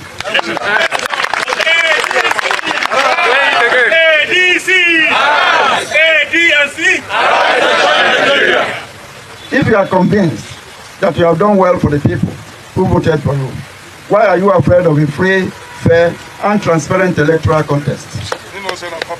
If you are indeed the Democrat that you claim to be, why are you bent on destroying all opposition political parties in this country? Let me reiterate for the record, there are no competing claims on the leadership of the ADC. Nafi Abala Lerefe has no locus whatsoever. INEC should have waited for the Court of Appeal to decide this matter. Instead, INEC went ahead to do the bidding of the ruling party. But let us be clear, the role of INEC over political parties is not administrative, it is not managerial, it is simply supervisory. For the avoidance of doubt, the leadership of ADC inaugurated at the 29th July 2025 NEC meeting remains the lawful leaders of the party. Party members and all Nigerians should therefore remain calm as there is no cause whatsoever for alarm. It is important to state the net implications of this decision taken by INEC in case they had not thought of it or they just do not care. First, by attempting to subvert the leadership of the ADC, INEC has already undermined our participation in the Osun and the Ekiti elections taking place later this year. Secondly, we have our congresses starting on the 9th of April 2026, ending with our convention on the 14th of April 2026. We have given due notice to INEC and they have acknowledged receipt of that notice. This is what the law requires of us. Let us sound a note of warning. This INEC under Professor Joshua Amopito will be held directly responsible for whatever actions or inaction or reactions that follow this criminal path that it has taken. Our demand is therefore very clear. We demand the immediate resignation or sack of the INEC chairman. ó dá àwọn náà lẹ́tí gbọ́ yẹn ẹni tó bá wọn kọ press brief yìí ó mọ̀wé dáadáa ó sì simple gbogbo wa ló yé wọ́n ní kí wọ́n yọwọ́ kílàńkó Professor Amupitan kúrò nínú ìwé nítorí wípé àwọn ò ní problem nínú ẹgbẹ́ ADC gbogbo àwọn táwọn wà ń bẹ̀ ẹni tí wọ́n fẹ́ lò gẹ́gẹ́ bí faction leader ní ìsìn wípé retirement letter àbí resignation letter ẹ̀ ó wà lọ́wọ́ àwọn. INEC sì mọ̀ sí ọjọ́ táwọn fọ́ọ̀mù new quorum INEC náà mọ̀ sí wọn wà ń bẹ̀ wọ́n sì gbà orúkọ àwọn náà fi sórí kíní wọn kí wàá nìdí tí wọ́n ṣe yọ. nígbà tí ilé ẹjọ́ nìkan padà sí status quo náà ni wípé ẹni tó ti resign ó ti resign o ẹ mọ̀ dáa kó ẹ mọ̀ ó dà á mọ̀ wo ìgbésẹ̀ tí ààrẹ olódòdó ó gbé bóyá wọ́n dà sí bóyá wọ́n bá mú kíntàn sọ̀rọ̀ ṣùgbọ́n ẹ já wá fún yín part 2 ọ̀rọ̀ tí ààrẹ olódòdó sọ ní Plateau lẹ́yìn ìgbà tí wọ́n rí arábìnrin tán bá arábìnrin yẹn sọ̀rọ̀ tán tá a fi hàn yín ní Abala Lerefe wọ́n tún sọ̀rọ̀ míì níbi tí wọ́n ti ń sọ̀rọ̀ wípé kò sí iná kò sépo pé bó ni ò bá ṣe dáa tó kí wọ́n fi CCTV sí gbogbo Plateau láàrin olódòdó you are building something on nothing. Please have your seat.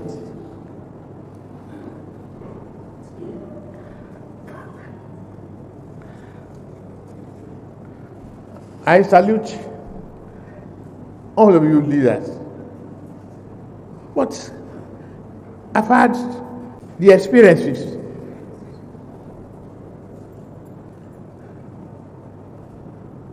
of the past.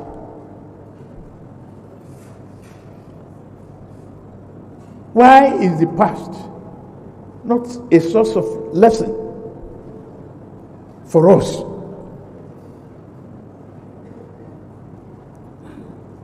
I've listened to Jang. I've listened to Washi. I've listened to Nachawu. I've listened to the governor. Governor, you and I were elected on a promise of peace and prosperity, not to comfort and create widows and widowers.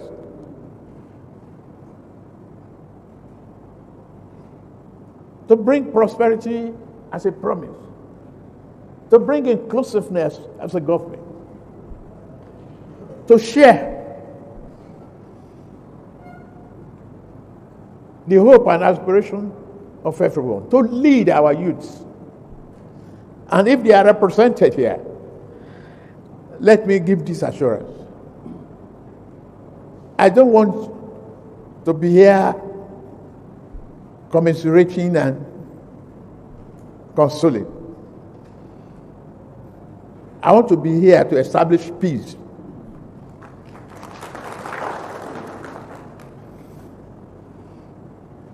Leaders who have received us,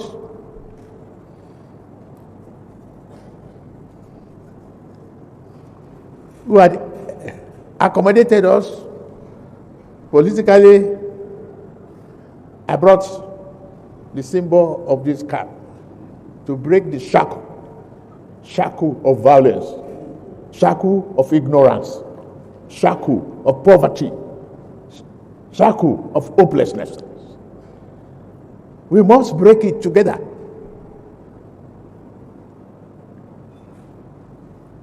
I thank the men and women of the armed forces, particularly the police, for what they are doing and what they are about to do.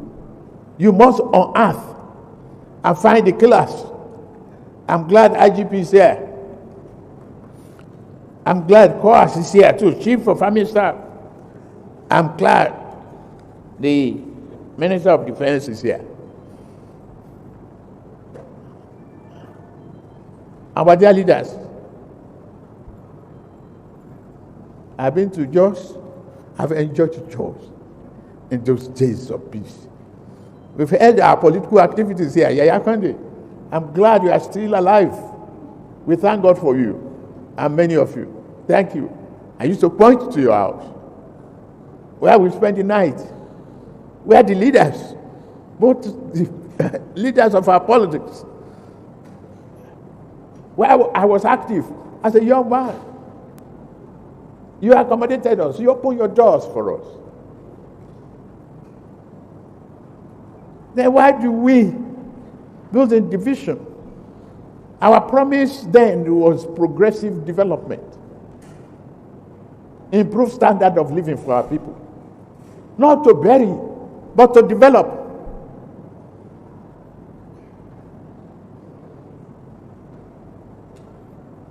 Immediately we returned to Abuja. The committee, as mentioned, you increase the number of leaders, including Atawe, the governor, and the Minister of Humanitarian Affairs. The minister, thank you. Come see me, take numeric analysis. You are a data person. for the victims. Let's see what we can do. For their losses, we cannot replace in human beings. But whatever we do to give them minimum comfort, we will.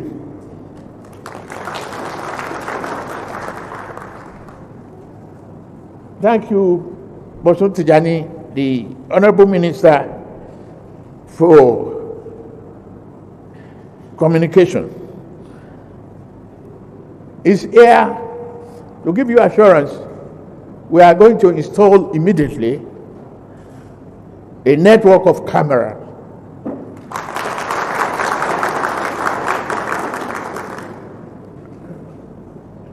that will help the law enforcement agencies to identify the troublemakers instantly.